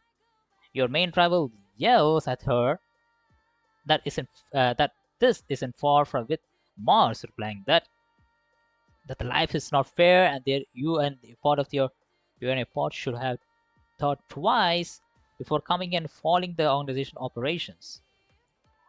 One of the twins, Phobos, speaks up asking Mars why she is doing this and that they know that she's better than this. The other look at them in shock, not knowing what they meant by this. Mars look at them with shock as if she knows the twins. You wonder why they are saying this to the sleuthless woman as if they know her. Deimos then speaks up, calling her Mom? Mommy, Mars? Mars become a mommy? I mean, yeah, even in Legends Arceus, she kind of looks like a mommy. I mean, not simping. I'm just telling kind of like a fact, you know. You kind of see that, right? Okay, she's now a mom to twins. Mars stares at the two twins conflicting as they tell that they are going down a path where she has her eyes replacing with the cybernetic ones, and it's going to lead disaster for her and everyone. Oh, so these twins are battling their mother, who's actually slowly turning into an evil persona, which is actually worse than she once was. Mars froze for a second until she snaps out of it and tells them that this path is what she was, her original boss, Cyrus, would have wanted, and the world must evolve. And with that, she walks off, leaving you and your friends alone in the cell. Okay, I actually kind of like this part where we actually get the twist of Phobos and Deimos are the twins, the twin children for Mars. I really love that. The twins just slump in their cell, and with Phobos on the floor trying to wrap their hair around why the mother would do this. Your rival asks her, what the hell do you mean by their mom? Damon explains to everything about their mother, Mars, had been absent throughout the most of their life, which she is.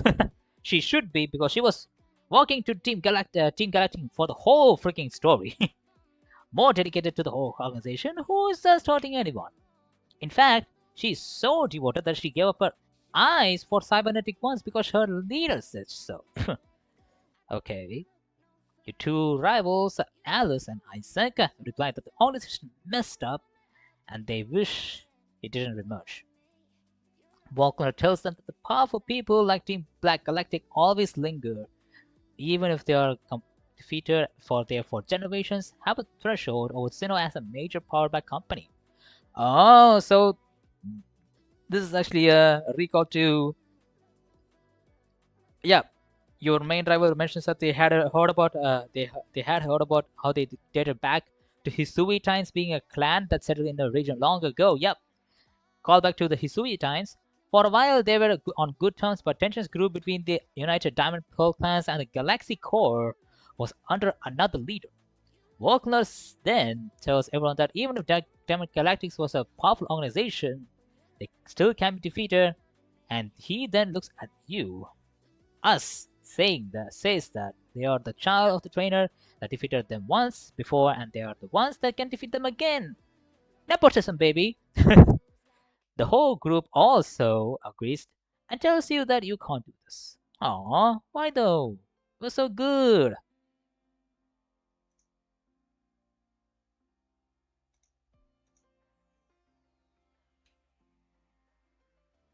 Okay, I was looking into the fact. I was thinking maybe the stream got lagging, but turns out it's not. All right, there we go. Let's continue. You think about what they just said, and you went to feel a strange presence. If a being that appears in the cell you are being kept, everyone looks at being in confusion as it looks at you, the player. It is a blue character with two tails and a pointy head like a sword.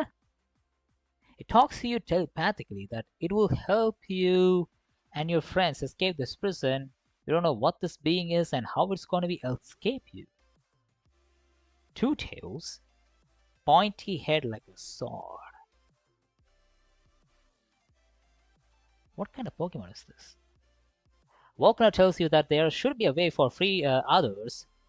No. Without wanting this being teleports, this being teleports you on the other side of the cell, leaving the others amazed. Volkner tells you that there should be a way for free the others from the cell, like a key. Your friends cheer you on as you and the mysterious being go and find the key in the cell. Okay, I really love this part. Imagine this phase that I'm talking about as a freaking fan game. Really good face. I love that. You and the being going down. You and the being. Okay. Maybe you should implement this being as some kind of another word. Maybe like a freaking mysterious figure, or something like a. Maybe something like a grudging figure, or a freaking shiny figure. Maybe shiny figure might even work because it shines, you know. So you might have to implement like that. But being is just, it's just not a good word to use that. You and the being go down to the prison hall, trying to find your way through this place. Some grounds will catch you, and a battle ensues. So you have to beat them and get to the prison. The being guides you to the main office where you encounter Mars, who will turn around and see that you escaped dumbfounded about how you got out. Alright, she got a seizure attack. Then she sees the mysterious being beside you and turns pale. Recognizing it as a legendary Pokemon, Team Galactic tried to capture it in the past. Is this freaking Arceus? Or Silvally? She says that these Pokemon were supposed to merge with the three commanders, including her. This specific one is called Azov. Oh, the Lake Guardian is here. She then exclaimed that it belongs to the leader, but they decided to aid worthless kids like you and the missing parrot. She then calms down and says that it does not matter now, and she and her fellow armies have their own legendary Pokemon at their disposal now. Oh, the Mars challenges you to the battle. Okay. Okay, since now we're gonna look into Mars's Pokemon, we will take into the fact of what Pokemon she will use and can we build a better team for Mars. Okay. Let's write what are the teams that she has. Mars starts off with the team in this match, including Bronzong. Okay, starts off with the Bronzong. Maybe you can put like a Trick Room, and then Heavy Slams would be really good. Espeon, okay, Trick Room, Espeon. Okay, Trick Room plus Espeon. Okay, maybe not. Maybe Psychic Terrain. Maybe Psychic Terrain plus Espeon will be good. Togedactyl? Oh, Togedactyl, a new evolution of Togetic. When it evolves, when it uses the move Ancient Power. Oh, so it kind of like a different evolution base form for Togekiss evolving into two different types of Pokemons. Okay, okay. Maybe you can do this, Topaz. Maybe in the future, if you want to change the story a little bit, maybe you want to change the evolution method of Togedactyl. You know, you can have the same method of using the ancient power to evolve into Togedactyl, but how many times though? That's the question. Similar to like Rage Fist. If you use a Rage Fist like 20 times, you can evolve the Togetic into Togedactyl. Kinda similar.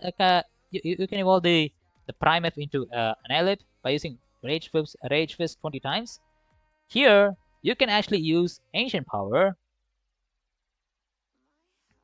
Okay, Ancient Power is actually like only 5 PPs. Even if you use HP ups, it will be 8 PPs.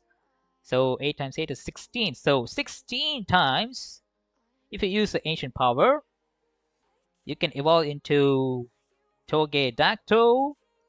That might be a really good cool mechanic for this evolve into Togedactyl. And you get to see her aces, a short Shadow Warped form of Porugly, and the legendary Pokemon Pheasantipede has been turned into a Shadow Pokemon, which can snag and eventually purify. Okay, so she is an amazing boss battle. I could see that. Shadow Porugly. And next one is actually Pheasantipede, which is actually not bad at all.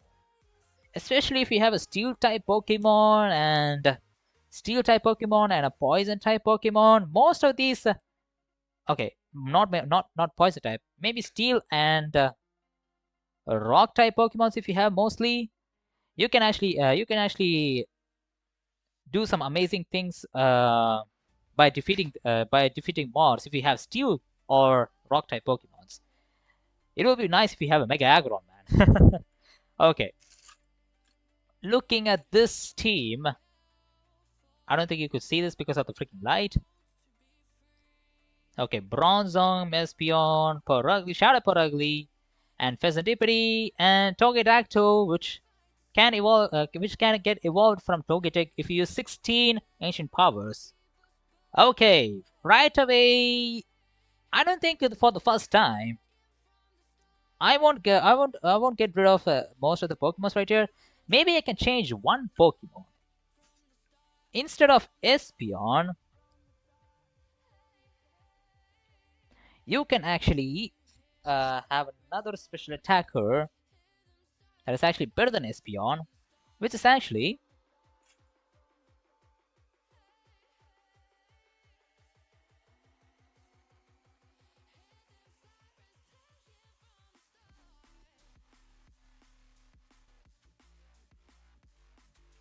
I know this is not a better choice, but trust me, if you have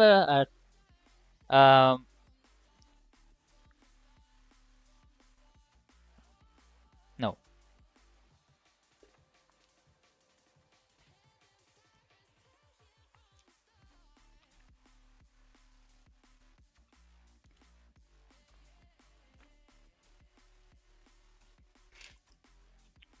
Okay, you see right here, instead of Espeon, I would choose Esparta, and I want her to start with Esparta. You know why? Because Esparta can learn so many boosting moves. For example, Calm Mind. For example, something like a Nasty Plot. Every single thing, and it also knows Button Pass. And you know what Button Pass will be doing? Swap any of this Pokemon. For example, if you have two Calm Minds, and if you survive miraculously, then you can go with the Baton Pass and swap it with either Paragli, which is actually really good, really good. If it has a really good special defense, and you can swap it with Shadow Paragli, or you can immediately swap it with Fezandipity if you want to do some heavy damage. Especially you have boosted your special attack and boosted your special defense, which is actually really good. And I would swap it with Espeon for Esparta, just because of you can do some amazing things with Baton Pass and boosting stats, and just giving some trauma to the player. So that is the only thing that I would allow to swap. But this theme that you have built is actually really good. Velvet Joystick 66633, welcome to the stream. Yo, how's this session going so far? Hey, it's going good. Right now we are talking about a Fangame story. One of my Discord server members actually completed, and I'm doing some kind of like a critic and also a review of what's this whole story about, because this is my first time reading it. And so far, I'm really liking the story part, except for the fact there are so many grammatical mistakes. But yeah, before the start of the stream, I actually talked about some of the fan games and ROM hacks updates, and actually which ROM hacks and fan games that I would love to play once I completed the series that I am doing right now, which is called Pokemon Nova, which I think I'm going to complete it within this week. And I will post a playthrough of the finale very soon. Okay, so that is the team of Mars right here. Instead of my choice, I will just swap Espeon with, I think I will just swap in with Esparta. But other than that, it's my choice. But looking at this team, it's actually pretty good. After defeating her, she will be furious after defeating the defeat and the fact that the Lake Guardian has chosen a person that will bring you back to the Team Galactic. Okay. She then runs to alert the boss of the organization, as of alerts you to the key. Also, so, wow, I'm burping a lot, man. Maybe because of the freaking huge dinner that I had. Okay, continuing on. Azov actually alerts you. Okay, what the hell is happening to my life? That's good. Azov alerts you to go to the key, gets you the key to the cell she left on the desk, which you take and go back to the cell your friends you're building held in. As you go back, Azov alerts you to the cell that Detective Looker is being held in. As you walk towards it, Looker sees you and says how he is glad to see you, and sees that you have the key that is meant to you can free him, which you can. As you free him, you and Looker are stopped by the grunts, who challenge you to a doubles battle between them versus you and Looker. You beat them and snag their shadow Pokemon and head to the cell that you and your friends are being held in. You, Azov, and Looker make it to the cell holding your friends, which are congratulate you, and then you are free them all. Looker introduces himself to your friends, and Walkner says that he has heard of him before.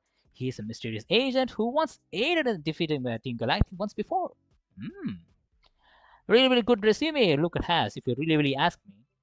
Looker agrees to the statement, but says that they seem like much of a serious threat now due to the presence of a shadow Pokemon, which is saying that something because of how they try to recreate the world in their image. Looker then says that they still hope for to have a way for okay. This whole sentence is actually messed up. Looker then says that there is still hope for they to have a way of combating.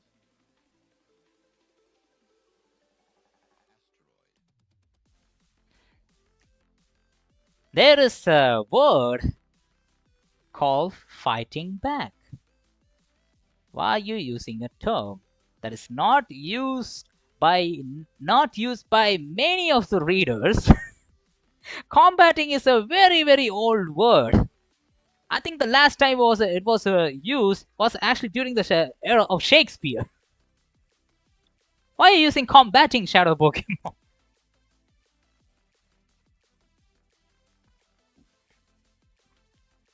Fighting back shadow Pokemon. That is the perfect phrase for it. And with that, you and the others escape as of soon disappear as soon as you go outside the prison. Great. Outside, grunts surround all of you holding metal bars? Okay. Trying to keep you in. I thought they were gonna beat the shit out of this. Metal bars just surrounding us? All hope seems lost until they are blasted by a steel-type move, causing them to disperse. You and your friends look up and see Nibiru standing on the prison building with their Lucario and Scizor. They leap down with both of the Pokemon falling.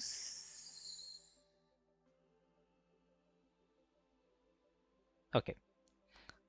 With both of the following as well. Scizor stands in front of the army of the grunts to unleash another attack. Use X-Scissor and cut them off, Scizor. Nibiru tells Nibiru tells you to run away, which you and your friends do, and you escape Wildstorm. The leader of the Team Galactic watches this through the surveillance across the prison and city. There's more to hunt down you and all those who seek to stop this plan, including Diamond Pearl Clan.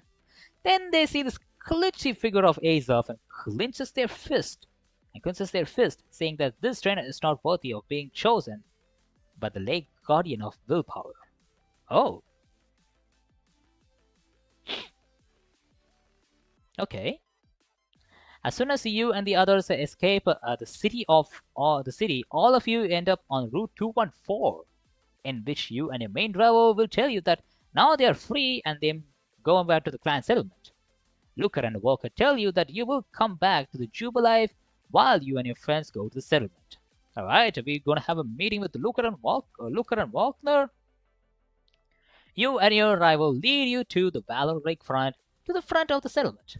In front of the settlement are the two banners of the one blue and one pink, and the gate has the carving of Hisui and Decidueye on top of it. Why the hell Hisui and Decidueye and not Hisui and Samurott? Where is Hisui and Samurott? Where is Hisui and Typhlosion? Where are these guys? Why only Hisui and Decidueye? You and your friends are walking into the opening as an elderly person greets you and your rivals against them. Especially happy to see you two, Alice, your rivals, Alice and Isaac. They tell that the elder they are in a bit of a dilemma, with the elder guessing it has to do with the shadow Pokemon outbreak. Your rival tells them that there's more and the player has caught some and asks if there's a way to heal shadow Pokemon.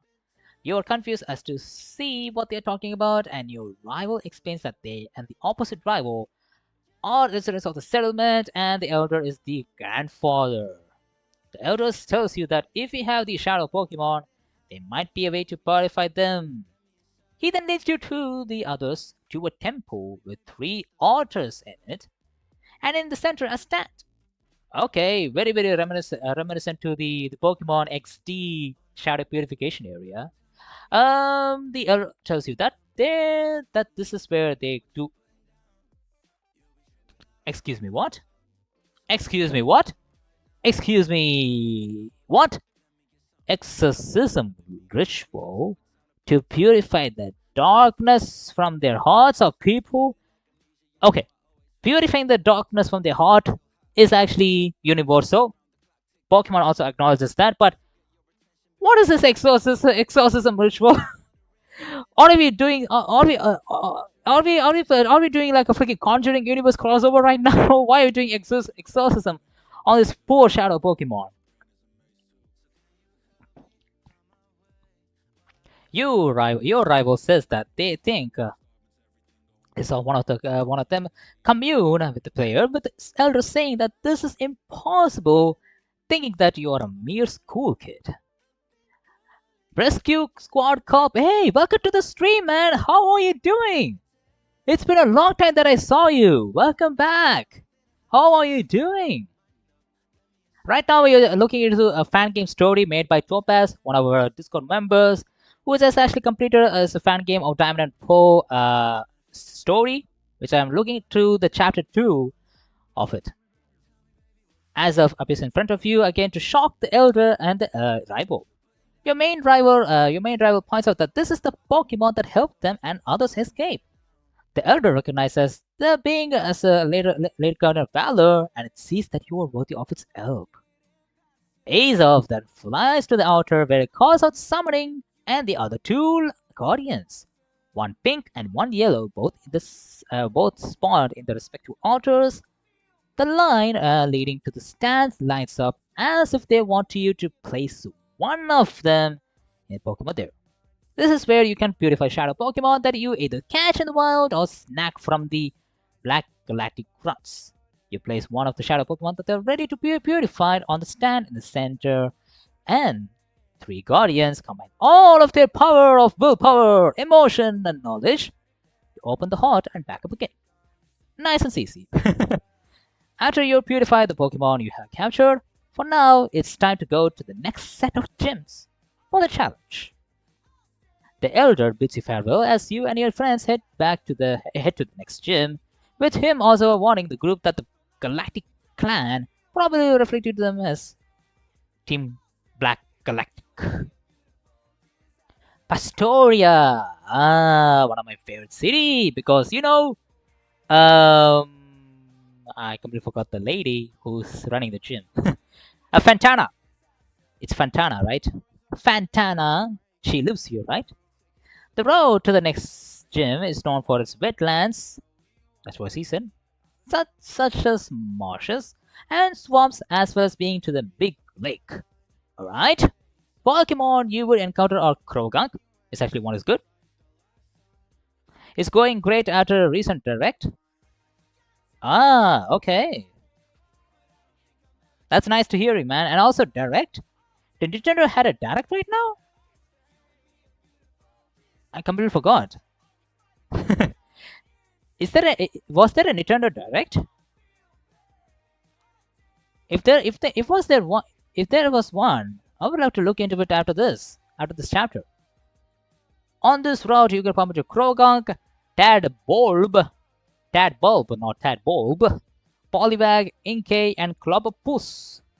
On this road, you can also check out the Hotel Grand Lake, which appears to be on the other side of the lake to the Grand Settlement.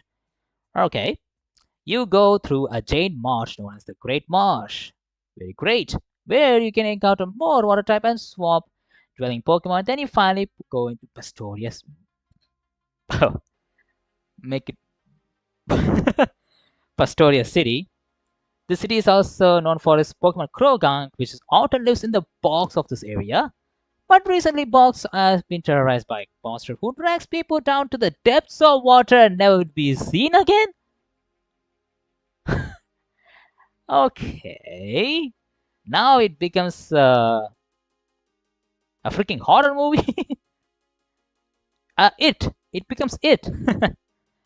You get a call on your potty phone from Jacques, the professor, who went back to the cram school from Wildstone to tell you that he has heard about what happened to you in Wildstone. He told you that he is glad he escaped the prison, but he would be careful as not to be captured by them again because you are now wanted in Wildstone and other areas that have Black Galactic bases. Damn, I become a wanted man. I always wanted to become a wanted man. He also tells you that there's another Neo-Noble dwelling around the bogs of this town. This one is called the Lady of the Bog. You imagine that this is the monster everyone in town was talking about. Okay. Going through the town, you encounter a lot of Krogunk statues and memorabilia. You know that this town is known for the love for this blue frog Pokemon. Hey, no, everybody loves Krogunk, but nobody loves his evolution. Why the hell nobody loves Toxicroak? He's a better Pokemon compared to Krogunk. The city also has a lookout above the Great Marsh and a wild area to catch rare Pokemon. The town at this moment is actually having a Krogunk festival, but some problems are arising due to the terrorizing new Nebu. Nice. A boy in the blue ninja outfit, Ninja Hattori? Ninja Hattori? Ninja Hattori is here. Runs you to along with the Skirogger Ninja as he was glad to see you. He asks if you are sent here from Rowena and Jacques. You confused answer him, which he then answers back, saying that he was expecting someone from the organization to come and help with this problem that the gym is having. The boy introduced himself to you as Jiraiya. Jiraiya? Man, it would be much nicer if this character is actually introduced as Hattori. That would have been so amazing. Jiraiya, what is Naruto characters doing right here? Jiraiya, the Pastoria gym leader for the time being, and the son of Crasher Wake, who's at the moment is at the bit of a slump because everything has happened. That has happened. You're shocked that he is not in fact captured like most of the gym leaders of Sinnoh. Jiraiya tells you that while he was one of the gym leaders that disappeared, he was gone into hiding from the public. He wants to help you as the player to solve this problem, not just for him, but for the whole town as whole. Alright. Meeting Jiraiya. You and Jiraiya head to the home of him and Crasherwake to help deal with this problem. Inside of house is messy and unkept. So basically like a hideout or a hideout base, I think. You see a guy watching TV who has obviously gone crazy and eating a lot of junk food. Jiraiya walks next to him and taps on the shoulder, which makes him up. You then see that this is Crasher Wake. Sloppier and out of shape, you wonder what the hell happened to him to end up like this. He became Fat Thor. Crasher Wake has become Fat Thor. He started to play. He started to watching Barbie and started to play Fortnite.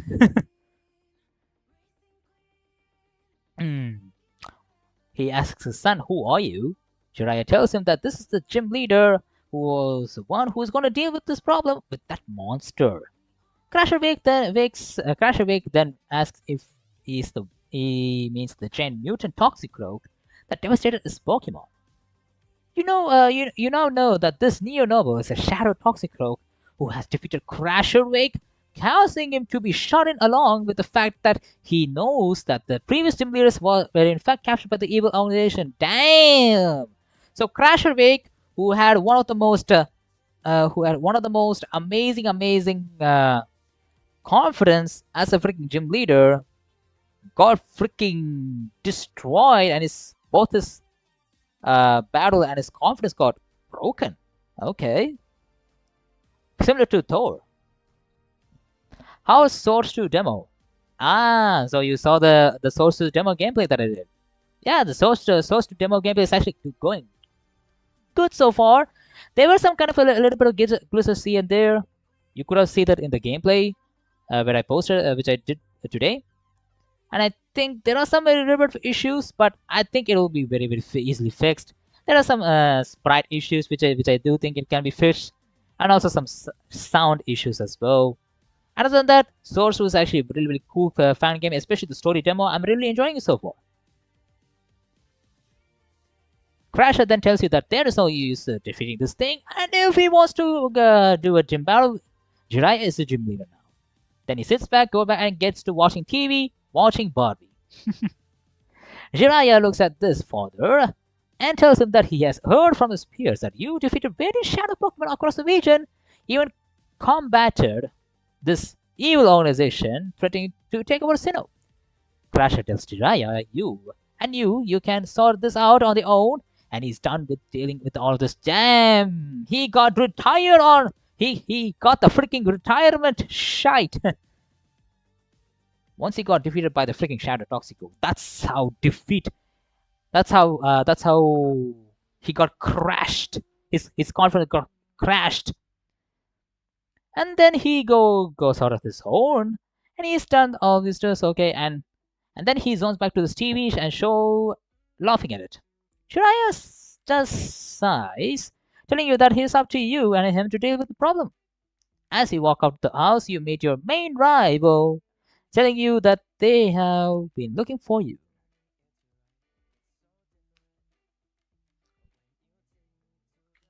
Will you see later on your next live, or or upload of a recent direct. No. I will look into the recent direct after this the chapter. Yeah, because I'm not planning of reposting a reaction video of the direct video. You know. Okay, so they tell you that the others are having a dilemma in this bog. A strange-looking creature attacked them and almost got one of them. You and Jiraiya know that they are talking about, and he tells them that you and them are gonna deal with this thing right now, and thus you're gonna challenge the Lady of the Bog, Shadow Toxic Croak. Okay, that was not planned. I just randomly got burped, and it was at the perfect moment. You and your rival, Jiraiya, head to the Great Marsh to challenge the gym, not the gym battle, the challenge and defeat the monstrous Shadow Walk Pokemon. As you walk through the giant wetland, you start to feel the atmosphere and get more eerie. What the hell is happening? Take care, everyone. Alright, alright, mate, I see you. And what the hell, root vegetables talking? I will devour Professor Oak piece by piece. He will reform in eons and burst within. My body is a cocoon and my soul is temporary. I was born into this Shystras. Okay, and the house of his metamorphosis, his mother, his father is okay. So you are a freaking gooner for Professor Oak. Well, I guess everybody has their own taste. Some people say Professor Owen is many people's favorite. And mine is Juniper. You know what I mean. Okay, welcome to the stream, vegetable. Okay, where did I left? You eventually see the rest of your friends and the other rival and the twins but they get huddled on piece of the land as if there were something in bog hunting them down. Man, this is actually becoming like a freaking Jaws sequence. You know, the shark just comes in out of nowhere attacking the people. You, along with your rival and the Jiraiya, go through the water to get to the piece of land, and the others are standing on with them, telling you not to come to them. Your rival tells them that they are here to rescue them. The other rival replies that it's still here and it will see you. But before all you can react, you can hear something walking towards you in the water. Not before you long see a powerful shadow aura with your aura reader. You see that the aura belongs to an imposing figure that is walking behind your other rival and the twins, which is actually revealed to be itself the monstrous shadow Pokemon. You're after. Your rival says that this does not look like a freaking normal Toxicroak. And they are right. This is the shadow warped neo-novel Pokemon Toxicroak. So like a freaking boss battle, like a giant Pokemon in Scarlet and Violet, like a Titan Pokemons. You and Jiraiya battle the aggressive shadow Pokemon to snag. Shadow Toxicroak is a poison and ghost type. Okay. Since it's typing to ghost instead of fighting. Who uses his venomous claws, tentacles, and tentacles to paralyze spray for its steal their souls. It puts up a good fight as you and Jiraiya have half of your Pokemon wiped out. Oh. Having both of you to Petanox your Pokemon into a shadow form, they have a good advantage. Yes, shadow Pokemon can hurt other shadow Pokemon as well. Eventually, you defeat it, which you snag it. Oh, that easy? Okay. Jiraiya congratulates you for your victory over the shadow Pokemon that was tormenting the marsh around Pastoria. Your father friends excitedly run to you from the other side of the Mashala Marsh, water to congratulate you for saving from the shadow Toxicroak. Nice, we became the hero. And with that, you and the others have become head back to the city where a disturbing sight.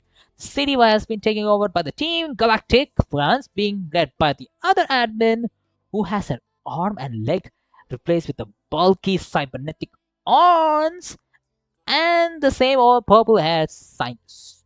Okay. A new villain come and the purple-haired scientist as well. They are negotiating the town about an escaping prototype of sorts, knowing that they know you believe they mean the shadow Toxicroak you snapped. Jiraiya yells at them to stop, which catches the female admin attention along with the scientist. The woman walks up to you and sees your snag machine, recognizes you as one of that trainer who's growing up the operations by snagging the XD Shadow Class Pokemon. Sonia Clean 21, welcome to the stream. We are now reading a Pokemon fan game story that my Discord member Torpat just completed, and we are looking through the chapter 2 of it.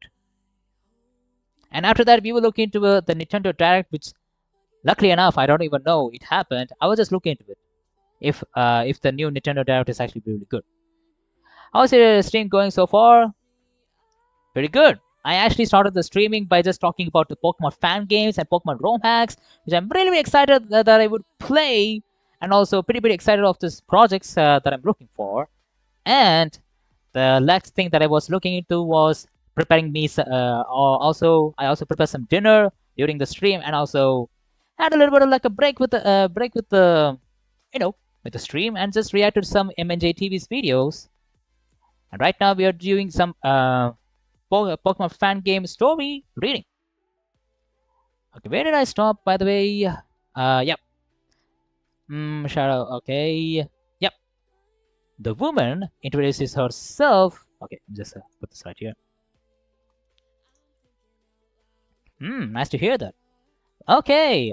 Thank you so much, Sonia. Also, you stream daily though, or just on your mood? No. Each and every single week, I will stream either once or twice. But every single week, there will be a stream, but not daily. I am a YouTuber mostly, where I just post mostly Pokemon fan games and Pokemon fan games or Romax playthroughs. Sometimes even talk about Pokemon stuff as well. My YouTube channel is actually called Otix. You can just search in Otix Poketuber. You can just see with me, with the glasses, with the headphones and the Articuno at my shoulder. That is my YouTube channel. So I do think it's actually, you can see in the top, in the bottom left, you can see Artix/YouTube. You can just check in there. And recently we just hit 400 subscribers, 410 subscribers right now, as you see in the stream right now. Really good. Thank you so much, guys. Okay, continue on the stream. Continue on the story. Well, how long you been streaming in general? Nearly 2 years, I think. Yep, the last stream that I did, which was nearly, not in Twitch exactly. In Twitch, it's actually nearly 1 year. But on YouTube, 2 years. Because before Twitch, I actually streamed on YouTube on Pokemon fan games, especially like the challenge playthroughs, for example, Nuzlockes, light Nuzlockes. Which I do think I played light Nuzlocke, a live stream called in a fan game called Pokemon Empyrean. So yeah, experience-wise on streaming, 2 years. On Twitch, only 1. The woman introduces us as the freaking Commander Jupiter. Ooh, another lady. I mean, another lady from Team Galactic, because she is. And assumes that you probably have their own prototype that escaped them. Your rival jumps in and says that they are admitted to these noble Neo-Nobles and the other Shadow Pokemon. Jupiter just scoffs, saying that the people like them really gets on their nose, but her organization knows how to deal with the annoying brats like them. So where do you stream? Like PC or PS? Nope. I have a portable stand. I have a portable one, which is my laptop, which is a gaming laptop that I'm still using for like more than 6 years. So yeah, my beautiful gaming laptop. This is where I'm using my whole gaming setup, every single thing for streaming as well. And I am planning on buying myself a PC one day once I get myself a real job. On some money. But once I get myself some huge sum of money through YouTube and Twitch, maybe I can buy some fancy stuff for, better streaming. I would really love to have a better setup for you guys to have experience a better stream, because many people still believe like I have a really good better stream. But the thing is, I would like to grow up. Grow up my streaming. One day it will happen. All right, continue on. She then tries to punch your. Oh, okay, child abuse right here, baby. What is this? punch your rival with your bionic arm, which you step into a block, and because you get instead, causing you get the nosebleed. They also have a shoulder movement as well. Oh, nice! Keep up the grind. Thank you so much. Thank you so much, mate. Also, you can just hop on into my YouTube channel. It's called Artex Code, and I do think I can share my. I don't think I can share my YouTube channel link because I'm actually in this link. Okay, you can just search Artex Pokemon, and you can just pump it the first YouTube channel that you see. You can just go and support me. Yep. Right now we are hitting. Right now our goal is actually hitting 500 subscribers within this year, and we are actually very close. By the way, what do you do? What do you do besides streaming? Like study or job? I'm actually doing my masters in France. So, yep. Once I finish my masters, I have to find an internship, because that is the best thing besides finding a job. Because finding a job is actually one of the worst things you can do in the modern day society. You know, and getting an internship is actually really good once you get yourself a master's degree, because master's degree actually helps you find so many connections through many companies. So you can find yourself internships is so very good. So not going to say easy, but more affordable. You know, finding internships and then getting yourself a job would be much easier once you complete an internship. And why the hell is so freaking sweaty, man? Oh my freaking god! The freaking temperature in this room is so freaking hot.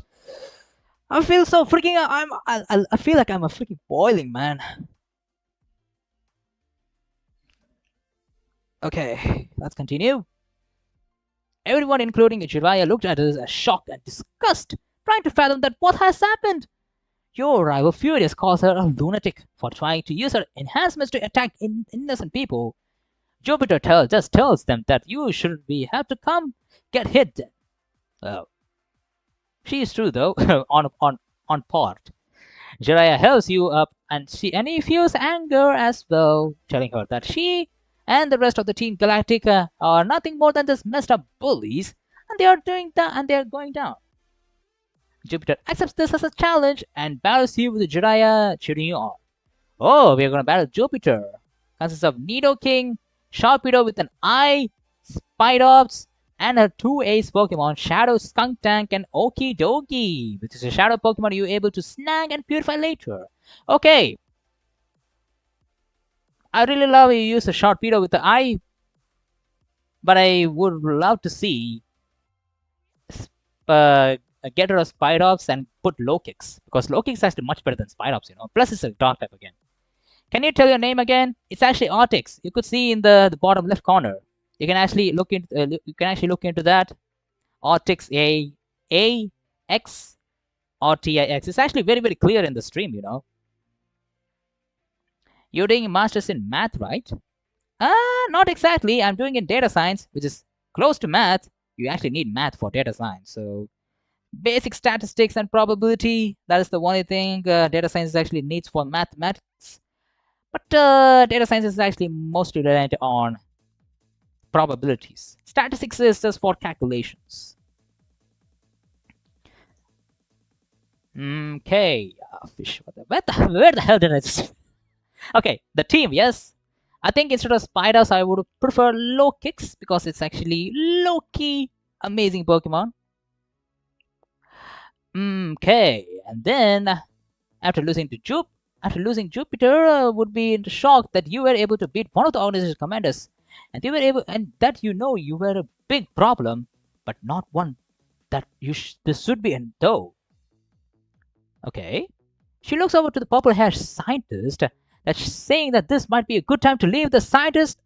Leave with the scientist, saying that the boss is going to be so pissed. That's what you get for messing with me. By the way, how old are you? I'm actually 24 once December comes. So right now I'm 23. Now that you're defeated, but no. Yeah, I think yeah, I got messed up a little bit. So yeah, I'm actually going to be 24. Now that you defeated Black Galactic once again, it is time to battle the gym leader of Pastoria City. Okay, Speaking of the fact of defeating the bad guys, would you guys love to see a Pokemon fan game where you will, you will defeat the bad guys, but would you love to see a story base where you get defeated?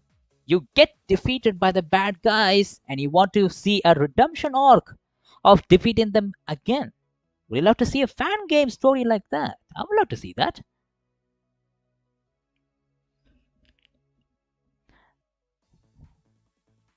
Though I notice you don't have a custom logo nor official banner for your channel. I have a custom logo. You're talking about YouTube, right? I have a custom logo. It's just me and my Articuno. That's my logo. If you're talking about like a logo with like a freaking a letter symbol or something, no, I don't have that. But my logo is actually with me and the Articuno. And for the and for the offline banner and the custom logo, nope, I don't have it. Yeah. Twitch is actually not my first priority, for streaming. Mostly my first priority is actually mostly on YouTube, just because of the fact it's actually more reliant on, not more safe compared to Twitch. Actually, I work as an artist, to be very honest with you. That's actually interesting, because many of the Twitch viewers that I actually watch my stream, actually most of them are actually artists who actually makes banners, logos, and actually you're the fifth guy. You're the fifth person who's actually an artist. You're the fifth. You're the fifth member who's actually the artist. I'm really puzzled. Okay. Would you like some custom designs for your channel? I would love to, but right now, my current lifestyle right now is actually really really tough, and I would love to change my banner one day. I'm not saying I'm not going to change. I'm not going to change my banner forever. I will do, but the thing is, I don't know when. But I will try to think about it one day. But right now, I'm not thinking of maybe changing any banners. Jiraiya leads you to a rival to the gym, so both of you can battle him and for a gym badge. Before coming to the gym, please do it now.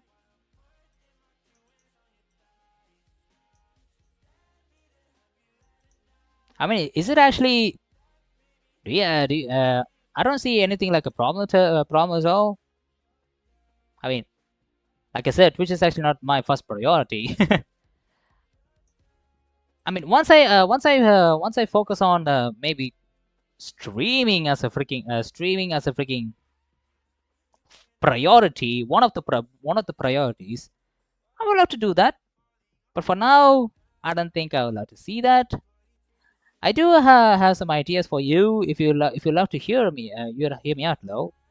Well, yes, I'm all ears. But the thing is, I'm really sorry, man. I'm not really interested for making some banners. So yeah, like I said, streaming is not my first priority right now. I'm just streaming just for fun. Especially, it's actually really, really good for my YouTube. Many new viewers will come, and also, especially when you live stream on YouTube, YouTube actually recommends to some people if you actually live stream weekly on the weekly basis. Some people actually get recommended, even though they don't follow Pokemon. You want banner on YouTube? I do have a banner on YouTube, which is actually pretty old, and I have talked to one person who's on my Discord. Actually, talked to me about making a banner on my YouTube, and I actually talked to him on the pricing as well. So maybe I have found myself one. I have found myself one contract. So I don't think I will try to I will try to talk with you on this as well.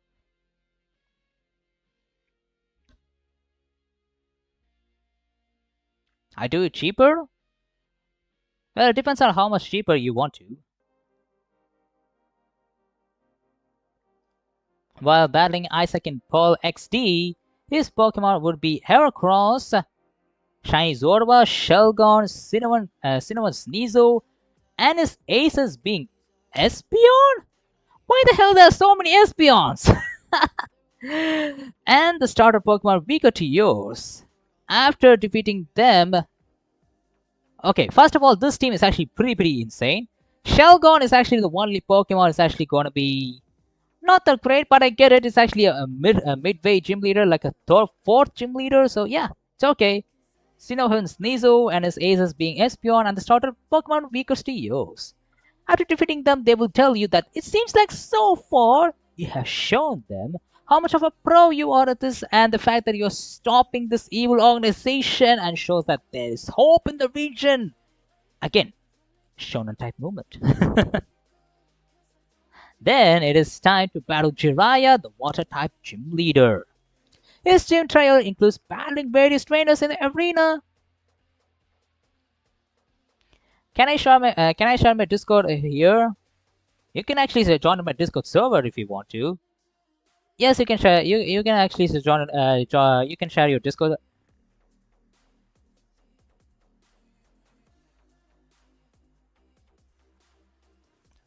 You eventually make it to the... Okay.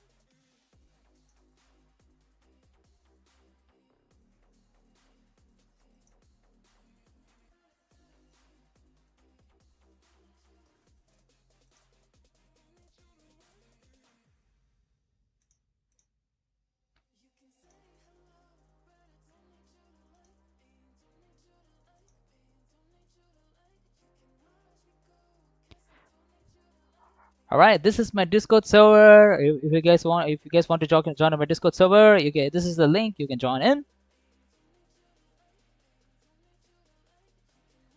I don't know, Sonia. Maybe you can just hop into the server and just talk about your banners. Maybe in my Discord server, if some other people want to talk to you on the offers, maybe you can share in your your portfolio of what you will do. Maybe some people want to join in and ask you some offers. Maybe in my server, many people would love to see that. Then it's time to battle Jiraiya, and you eventually make it to the gym leader Jiraiya, who tells you that he is thankful for riding the great march of vicious shadow Pokemon, but this will be your final test to see if you're... Here's my Discord, send me request. I will look into it after the stream, yeah? You can just join in the Discord and share your portfolio. Just post it in my server around in Share Your Arts. If you join in my Discord server, there will be a section called Share Your Arts. Share Your Arts right below memes and right above self promo. You can just go inside there and share your portfolio and share your offers of what you will do. Thus you battle Jiraiya for the battle, and his team consists of a Dondozo. Okay, first of all, Dondozo. Okay, this will be a really cool doubles battle, Dondozo plus Tatsugiri. Really good. But this is a singles battle, So Dondozo, Water Drag, just a water type. East Sea Gastrodon, okay. Palpitoad, Milotic, and his two ace Pokemons, Greninja and Samurott. He has a freaking Samurott! Yes! One of my favorite Pokemon is actually Fused. Nice! It would be really nice if he had a Isuyu and Samurott though. That would be really good. I mean, if he had an Isuyu and Samurott, that would become like a two Dark Waters. So yeah. Which when Petanox turns into Shadow Warp forms. After beating him, he says that you're really worthy of the badge. Okay, you join the Discord. We'll talk in detail. Okay. Yeah. I think I will look into it later, but it's actually like nearly like a 1 a.m. right now in where I live right now. So after the stream, I think I'll just go take a huge nap. Maybe I'll talk tomorrow. Maybe, yeah. Because tomorrow I won't be streaming. The next stream that I will do is actually maybe on Saturday, on Sunday. After beating him, he says that you really want out this badge after the great feats you accomplished for this town, and he rewards with your swamp badge. Fourth badge has done so far. When leaving the gym, you see Crasher Wake standing outside waiting for his son Jiraiya. He then tells his son that you and Jiraiya saved the town from the Shadow Pokemon and the Team Galactic. Now he knows that there's hope to save this region. Jiraiya emotion hugs his dad, then that he has orbs for the first time in days. After this, you head for the next city to fight in your next gym. I hope for the fact that once he comes back for the final battle, he should be ripped as hell. He should be ripped as hell. I appreciate you. Well, we always support like freelancers, because I used to be a freelancer and I used to get scammed a lot. So if you are a really, really good hardworking freelancer, we would love to support you. After this, you head to the next city of the fight in your next gym, Home City Gym. As you make your way to the next gym, you go through the Route 212 where you encounter a garden that is owned by a wealthy guy who will not stop bragging about it. It is his garden where you can catch various Pokemon that are uncommon around here. This route these days will also known for the competitive gearheads like Mudstale, people that try to out this area. Because of this, you can find more Pokemon like Varoom, Mudbray, and their evolved forms as Shadow Pokemon as well. Okay. Okay, seems like it's going on very, very big. Okay.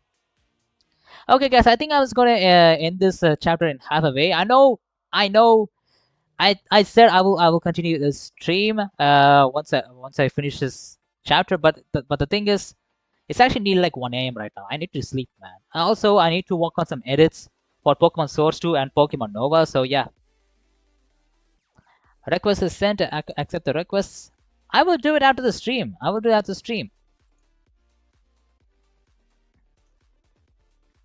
Okay. I think it's best right now to just look into the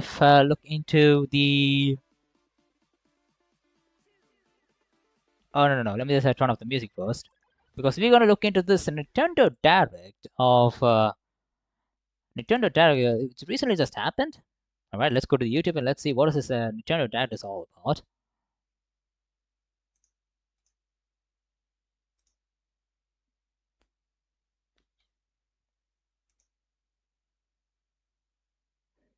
Okay, so now let's go into the fact of Nintendo Direct. Right.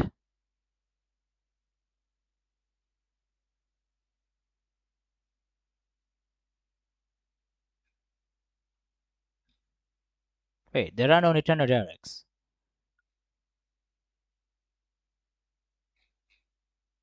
Was it a Nintendo Direct?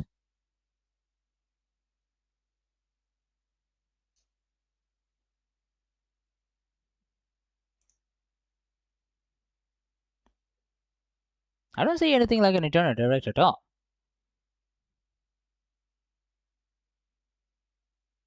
The only thing is actually Nintendo Classics. Escape the Backrooms. Was there a live before? The live was a Splatoon. That's it. What was the what was the direct what was the direct Rescue Squad was talking about?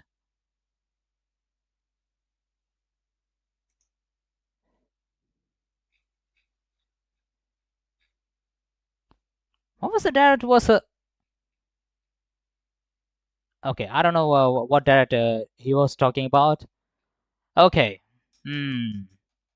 Okay, so before we end the stream, I'm just gonna list to you what are the fan games that I'm planning on playing once I complete Pokemon Nova and completing Pokemon Source 2 demo, because I do think Source 2 demo is actually pretty gonna be completed very, very soon. All right, let me just put my chat again right here as well. There we go. Okay. I think let me just put all of the list of what Pokemon that I would love to play. Pokemon.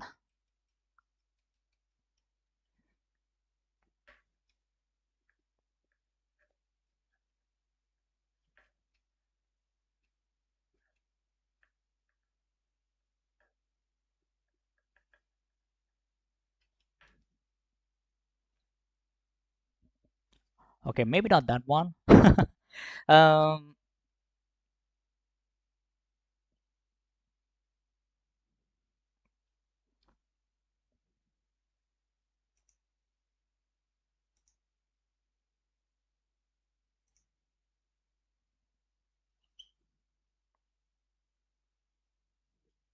okay, since Pokemon Conviction and also Pokemon, um, yeah, Pokemon Source 2 is actually continuing.